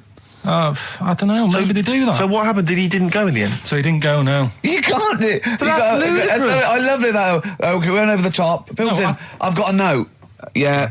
Is this really your mum? Yeah. Okay, no, this seems to be in order. Because I noticed it says, I do not want to go into the army, I don't want to go and fight, and it's crossed out and it's good, mum says don't Yeah. go. Now, you didn't write this yourself? No, did you, my mum Pilkington? wrote this. Okay, You definitely wrote this yourself. Your excuse. You're going to have to fill envelopes. No, I'm sure if he was needed, he would have had to go, but I think they made a bit of a special effort. They sort of said, oh. Well, it wasn't conscription anyway. Oh, no, I was But thinking were it was the in other army, wasn't it? soldiers Wasn't going it? around just going, Pilkington. No, he ended up being a mechanic in there, and he got kicked out for going for a packet of fags in a tank. what? Now, wait a minute. Do you mean he nipped down the shops Yeah. in a tank? Yeah. I don't believe that, Carl. You've Honest to made that up. God. That, and he went off with the sergeant's wife. So that didn't help, and he ended up getting kicked out. Sorry, your brother's a genius. I love this. First of all, he gets a call from his mum, going, let him up, and he goes, oh, God. Then he goes, where's Pilkington? His mum's on the phone. Where is he? He's near your house, Sergeant. Near my house? Well, why is... No reason. Well, when he comes back, when he's finished, tell him his mum called. And can he get me a packet of fags? Tell him to walk this time. This Wow. is ludicrous. So the sergeant found out that he was sleeping with his wife? Yeah, I don't know. I mean, I was Did quite your young. mum phone out and say, let him off? Let him off this marshal time. him. Can he... Yeah. That's fantastic. But he misses it. I mean, I haven't seen him for about 11 years, but ever since he came out, he's just kept getting into trouble and that. And the army, people slag it off, but I think if you're a certain type of person, it's good for It you. didn't straight him out, did it? No. He was going down the shops in a tank, he was shagging someone No, but behind their back. it's Yeah. really weird. It's like back then, he was like a proper adult, and he had a house, and he collected crystal with his wife and that. And now, he hasn't got any of that. Has he got the wife? No, Has he got the crystal? don't think he has. And he hasn't got a I house. seriously haven't seen him for about 11 or 12 years. Oh, so I haven't even spoken to him. Carl's stories always start off nice and funny, and then they just leave me empty and slightly depressed. I don't know whether to hug him or shoot him, put him out of his misery. Can we take Carl to the... phone in if you think I should take Carl to the vet and have him put down, because it's just too stressful. Look at Karl. I love that look at Karl. Karl is looking back and forth. You know when you sort of you go to a cat and it looks back and forth between two people. That's very much like Karl's looking at us now. Or when like a child sees a midget or something in the street. They're just transfixed, aren't they? And the parents go, don't stare. When we were pushing Ash, as our producer's in a wheelchair, and we were pushing him through the He's not a VC. midget, we should make that No, he's clear. not a little midget. He's not tall. But we were pushing him through the VC, and this little kid just came up and just stood in front of him and looked at him. Yeah. I just laughed. It was funny. Do you do that? I imagine you get caught staring at things. Do you go up to people? Do you go up to people with problems and go, "Mummy, is that a monster?" Well, I was telling you one about when I used to go with my dad in the taxi. Oh yeah, Why, tell what us this happened? story. Well, Your father was a taxi driver? my dad he had loads of jobs, which he did back then, and they don't do that anymore, do they? People they don't Have a do variety of loads jobs? stuff. Sure. But at one point, he had a black cab, and I used to go with him. Used to get a beer crate and put it in the front of the black cab, and sort of sit just next to the Comfortable. meter. And anyway, we got this call, and like the guy on the end of the radio said, "Oh, you've got your son with you, haven't you?" So he said, "Yeah." So it's just like, we've got to pick up at number 11 Village Lane or whatever. And I said, all right. And it was this woman. It was like a woman version of the Elephant Man. Wow. The Elephant Woman. Yeah, it looked like... it was really strange because I was in the front of the cab, and when you're a kid, if something looks odd, you're a bit scared of it, aren't you? Yeah. And my dad was like, look, it'll be all right. And we're driving towards her. Look, don't worry, son. I've got loads of buns. And just to I think give I'll you- just throw one down the street if you run after You're it. being mean, right? I am a little bit. So Yeah. how old were you, 18? No, I was about 12 or something like that, 11, 12. And as we got closer to her, it looked like she was holding like a bag of spuds on her shoulder, For a snack. Right. and her head was all a bit mangled and messy and that. And my dad said, whatever you do, don't stare at her face. Yeah. And she got in the Because you back. turn into stone. Well, she got in the back, and I had like the mirror, the driver's mirror thing, and sort of having a look, trying to work out. And he said, don't stare at her face. I couldn't work out where her face was. It was that weird. Oh, God. So I'm not sure you're from Manchester. I think you're from like Narnia or something. Yeah, you got frog boys walking yeah, around. the Lord like, of the Rings. That got like the claws of a lobster and the head of a toad. Yeah. And you got women getting in with spuds for heads. I mean, what This is not what Manchester. is This is not the place you grew up. This is Yeah. mad. Oh, you can't believe it in London, can you? You come down and you go, look, symmetry. It must be amazing. It must be a thing to do with upbringing now, mustn't it? And because, again, do you know, I've said to you before, years ago, when I was a kid and didn't have any worries, good-looking lad, you go through it a bit, have a few more worries, and you look knackered. Now, back there's a lot more worries and stuff, so you get a lot more freaks. Whereas in London, everyone's like happy, aren't they? I love the fact that stress can cause your fingers to fuse and your heads to grow. No, but if She must have been really stressed to have a head like Yeah. She what was Bag of spuds. was she an accountant or something? you know what I mean. But what did she do? What did she say? Where when was she got going, in? by the way? She couldn't speak. London Zoo, please. I think she was going to like To a the pet fair. shop. Seriously, honest to God. On my mum's life, she was. Because at the end of the day, that's a good thing with animals. They don't judge you, do they?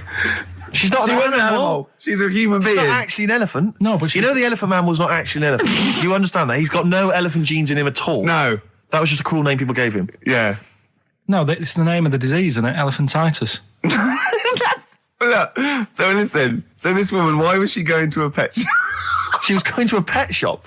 What, to find a husband? Like, play a Is song.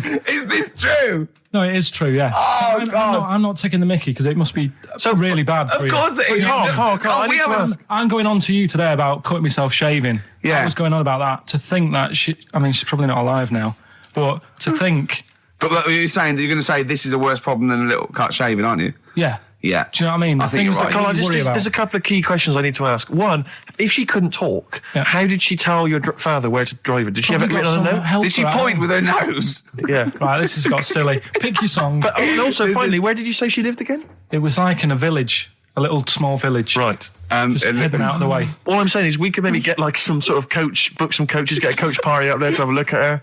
So Take some photos. And now You can make some lemonade. the offspring of a woman and some spuds. Yeah. guess how many balloons it would take, helium balloons, to lift a human up? Go on. 6,000. Should we do it? If you want. Brilliant. Next week, that's got to be a challenge. Is there a sort of balloon company or some sort of, party company that are willing to sponsor us to lift Karl Into the air Right. with helium balloons. 10 feet off the ground, where we're tether him down, right? Is there someone willing to pay for 6,000 balloons to try and lift We Karl can maybe up? get some kind of company to sponsor it. I'm thinking like Electrolux, if they're going to sponsor puddings. If they're going to sponsor puddings, and celebrities, Russ Abbott, they will sponsor Karl being lifted. Heat magazine, come on. They're big selling, very successful magazine there, and they know about Karl because they've mentioned him. Heat magazine, can we have a heat balloon? Yeah? Oh, 6,000 is an awful lot, into the Rick. air. It's the heat 6,000 Karl challenge. Lift Karl 10 feet into the air. Yeah. Come on. What about if it was Karl and Dr. Fox? We could get 2 different balloons. I think we need a lot more than 6,000. a lot more for Fox, isn't it? To mix, yeah. The height. I just explained what I'm laughing at, right? We just had a call from someone saying his company would sponsor Karl, right, to be raised by all these balloons if he could have a walk-on part in the office. And we immediately went, we're worried about that sort of thing. You can't really promise that artistic, And I was worried about the legality of it as well. How can you promise someone that for personal gain that's a private and all that sort of stuff, right? And I went, I don't know. And anyway, put the phone down to him, and Karl went...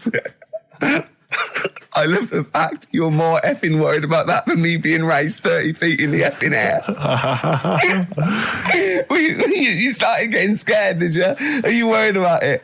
Well, You're quite excited about the idea of the challenge, aren't you? I like the idea, but I want, like... Why do you like the idea, Karl? Oh, what if it went all wrong and we're there going, the humanity of it. I think we need Karl to get... he's just And the rope would pull out my trousers. Oh, no, it's definitely got to be Dr. Fox if that's going to happen. God. We've got to do this. So hang on, but let's just think about because wait a minute, we say this, but we'd have to get all kinds of health and safety people involved. No, we wouldn't. Of course we can't just start raising you in the air. No, you're allowed to do it on private land, aren't you? Look what happened to the Hindenburg. No, but I was just saying there was lots of people died. Listen, look, all we do is we get someone, right? But what if he gets loose and he just floats off into the air? And he meets his magpie that he lost. He used to peck his grifter. Balloons. His balloons. So I'm so excited about this. Listen, we've got to do this. No, but Please. shut up a minute. Let's just stop and think about it. It's Right. 60,000 balloons. Look, no, Was it's it not. It's 6,000. 6,000. But 6,000 balloons, that's a lot of balloons. No, it's not. No, it's don't not. be silly. For 6,000 sponsorship, people pay for... no, listen, it's worth it. There must be a company out there that'll pay for this, just so we can film Hang on, it. is there not an easier way of just getting one big balloon? Then the challenge is there's no challenge then. No, it's Yeah, got it's to be. not as It's got funny. to have people coming up and hooking balloons. It'd be like Buckaroo, and the person who puts the balloon that actually raises him 10 feet wins a prize or something.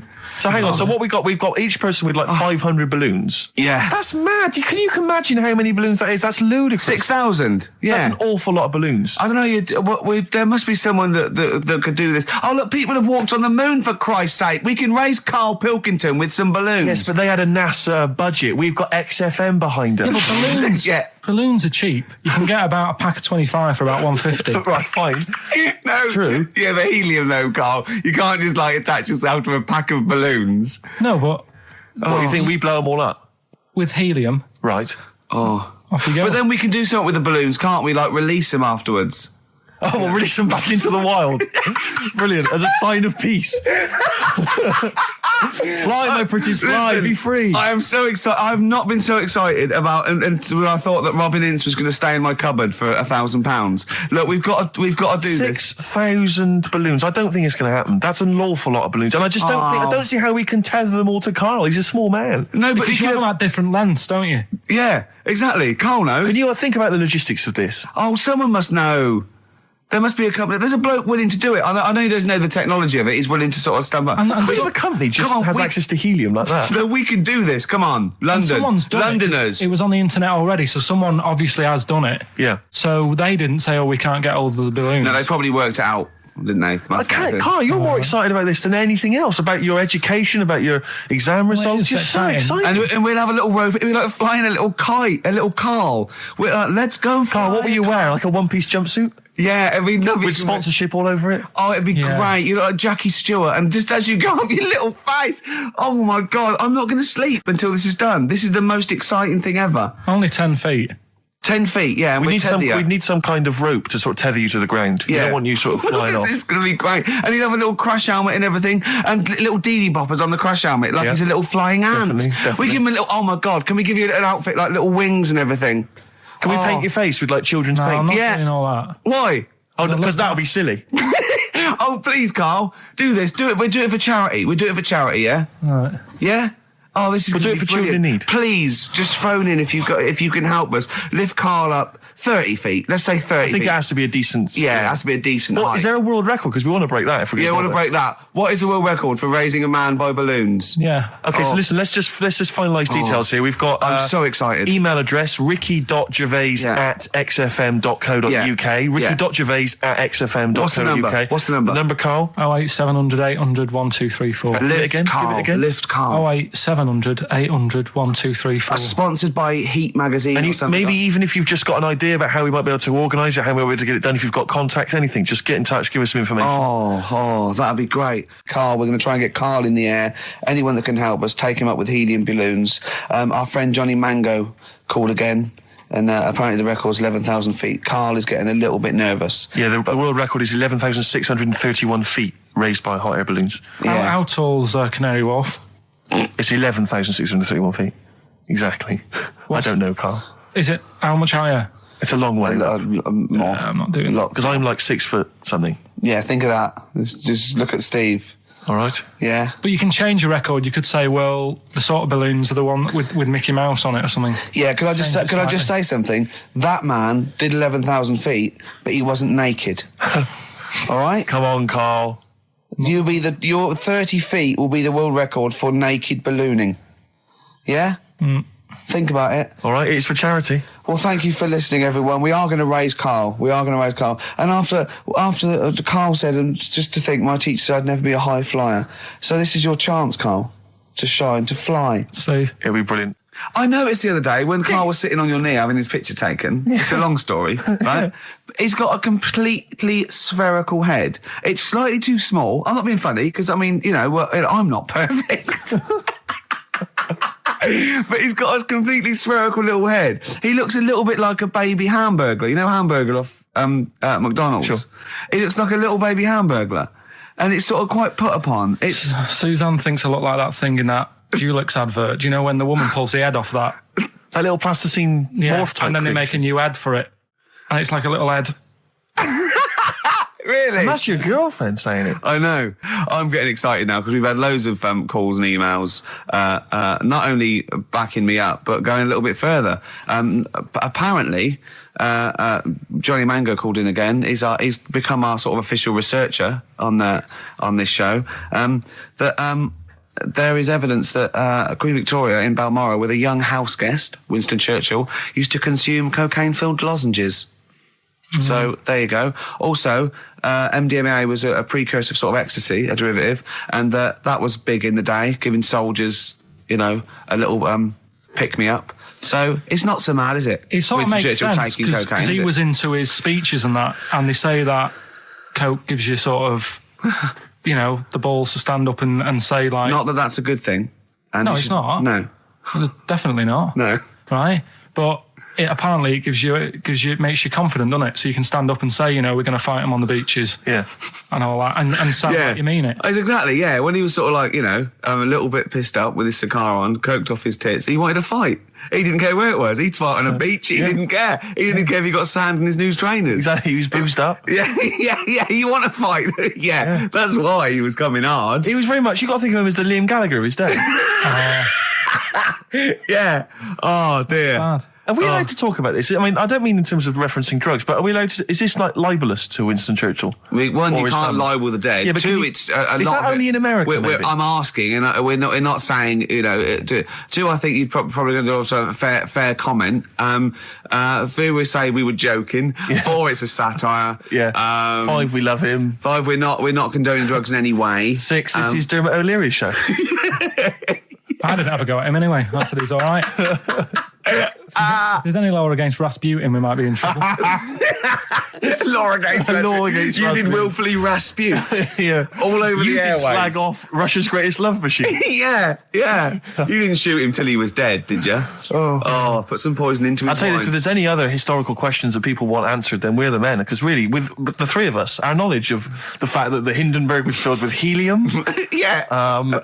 the kind of coke habits and various drug habits of Britain's most famous political leader, Yeah. we've got the answers to all of it. Einstein, Go on. I found out in the week that he didn't talk till he was 6.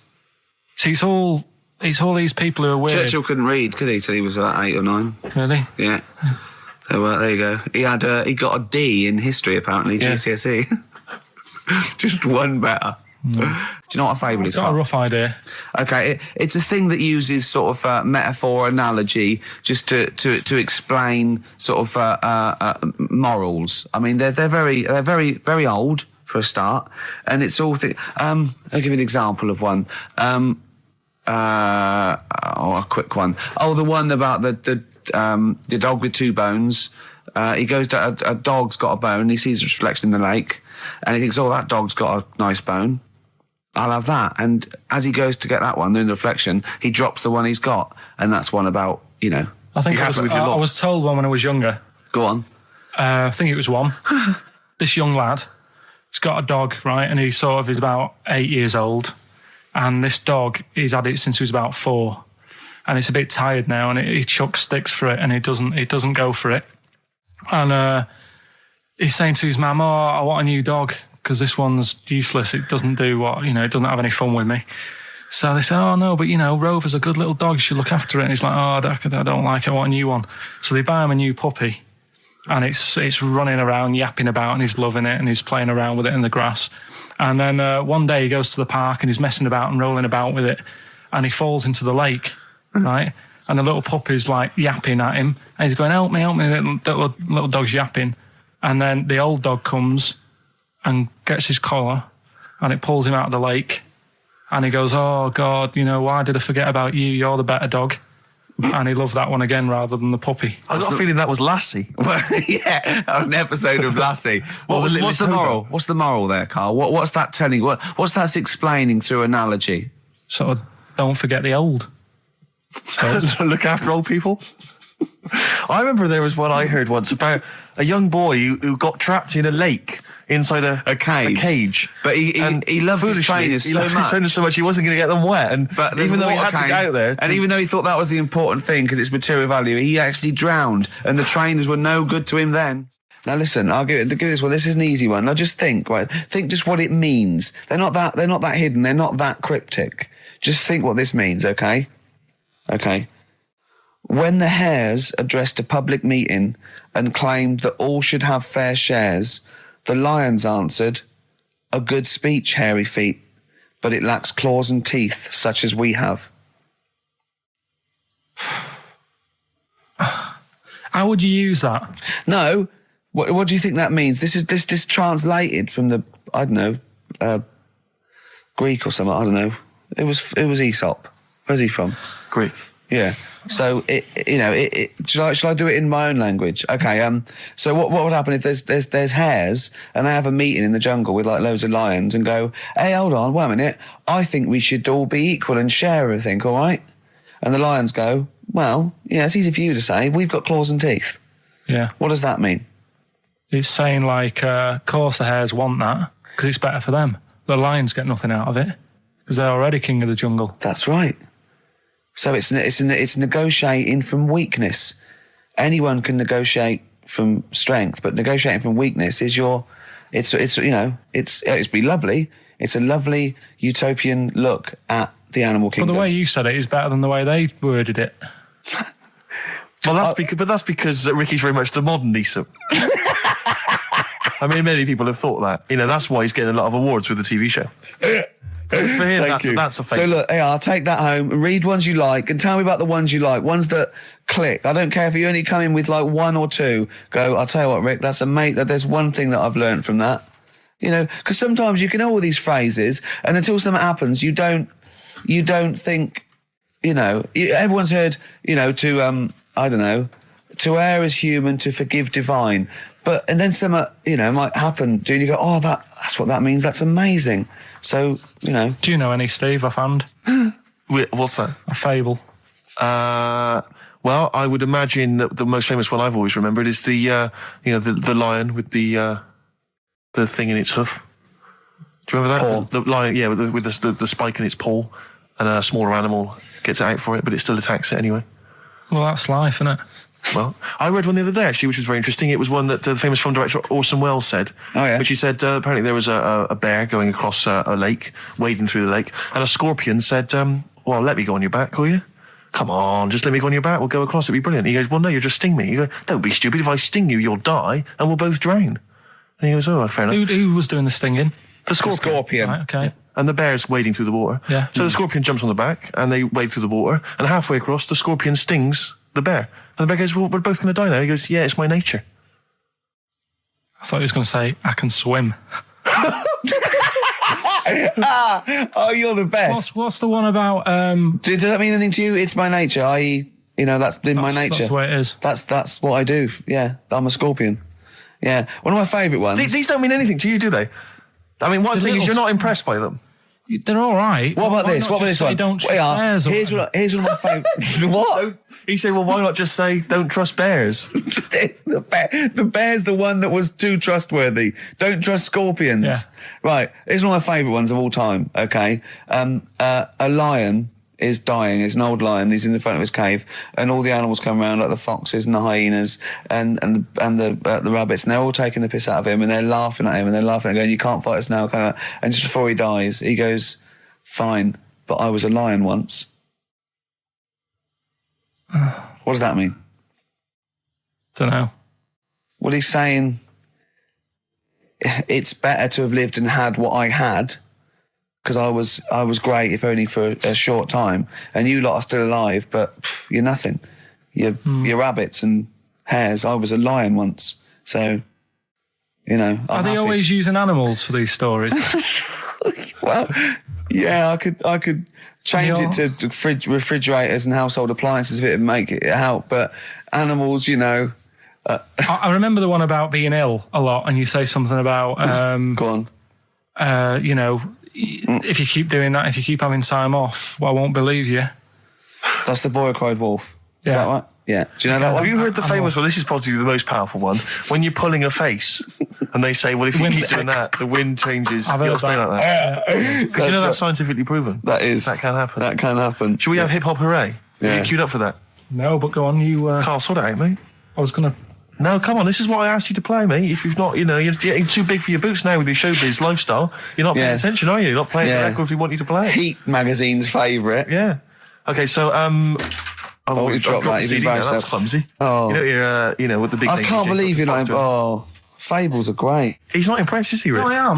I mean, you know, once I take this book home tonight and that, Yeah. have a read, I might change my mind on them next week. You're coming all stressed. and I'm not impressed with the ones you've been talking about, I must admit. Okay. Yeah, Rick, I don't know. I just wanted to bring your attention to this. Someone passed this on to me. It's from the Guardian's media website. There has a sort of website that's dedicated to kind of media Is information. this about our complaint? Well, the headline is "Comedian Rapped Over Radio Innuendo." Right. Jessica Hodgson has written the article. Go on. Are you familiar with this? Have you seen Well, this? be careful now, because we actually got a complaint, and a lot of people don't know this. We got a complaint upheld, and Well, all of this we're very sorry. We didn't mean to offend, and it was a while ago. So we are going to be very careful. Carl's getting very nervous. We're just going to read out. We're not going to editorialise, Carl. We're just going to read out what the Guardian printed about us. All right? Okay. Comedian Ricky Gervais has had a dressing down from a broadcasting watchdog for his repeated use of the word cock in a lunchtime radio show. That's all right. That's what That's it says. fine, Carl. that's what I just- He's not this going to is- say this it is again. He's news. not. Yeah. Go on. Imagine this is the news and I'm reading it. Yeah. The Broadcasting Standards Commission upheld a complaint against the comedian for coarse sexual innuendo in the programme on London station XFM. The Commission acknowledged that the presenter's remarks were intended to be humorous, but took the view that the amount and detail of the coarse sexual innuendo had exceeded acceptable boundaries for broadcast, said the BSC in a statement. The complaint objected to a section in the Comics Saturday afternoon show when he discussed the different meanings of the word cock. Gervais wondered aloud whether the word was acceptable when discussing birds, but not the male sexual organ. A BSC spokesman said the comedian went on and on about it for nearly 5 minutes. XFM, a self-styled alternative radio station, said in its defence that its remit was to provide cutting-edge programmes for a youth audience. The station said the programme's brief was to include elements of alternative comedy within certain shows that would not fit within a more mainstream radio station format. In this particular show, it was not the presenter's intention to shock when they took a humorous look at how the English language could be construed in different ways within different contexts. Gervais, whose big break was on Channel 4's 11 o'clock show, has shot to household status through the portrayal of David Brent, the middle manager from hell in BBC Two's cult show The Office. Just in case you didn't know who I was talking about. Yeah, he's a household name, but they just thought you might not have clarify. heard of him, but he is a household name. Now, that's good. That's good reporting, and they're quite right about it. And just to remind people, it was when Steve said the only bird that hasn't got a penis is the swan, and I went on about the male bird being called the cock, but I couldn't use that to mean, and it was childish. But what annoys me is, I'm sure I've heard things on like Radio 1 like that. Oh, what's what's her name in the morning? Sarah Cox. Yeah, and as there's a DJ like Karl Cox. Yeah, so you got Karl.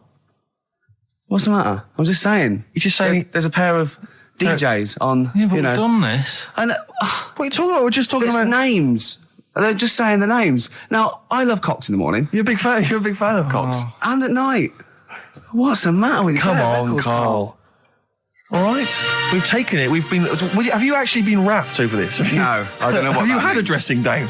No. When did that happen? I don't know. I was meant to tell you, and I never got round to it. Okay, thanks then. So don't do it again. And just remembered recently, actually, I was on a train coming back from hometown Bristol. And I was on the train, and this girl walks on, good-looking girl. I thought, hey, a largely empty carriage. I'm thinking, my luck's in. Because I take every opportunity, Karl. That's the thing about me. I don't choose. She was a good-looking girl. She sat down. I thought, she sat down right near me. I thought, brilliant. As this guy comes up behind her, and I think it's probably a boyfriend or something, sits down next to her.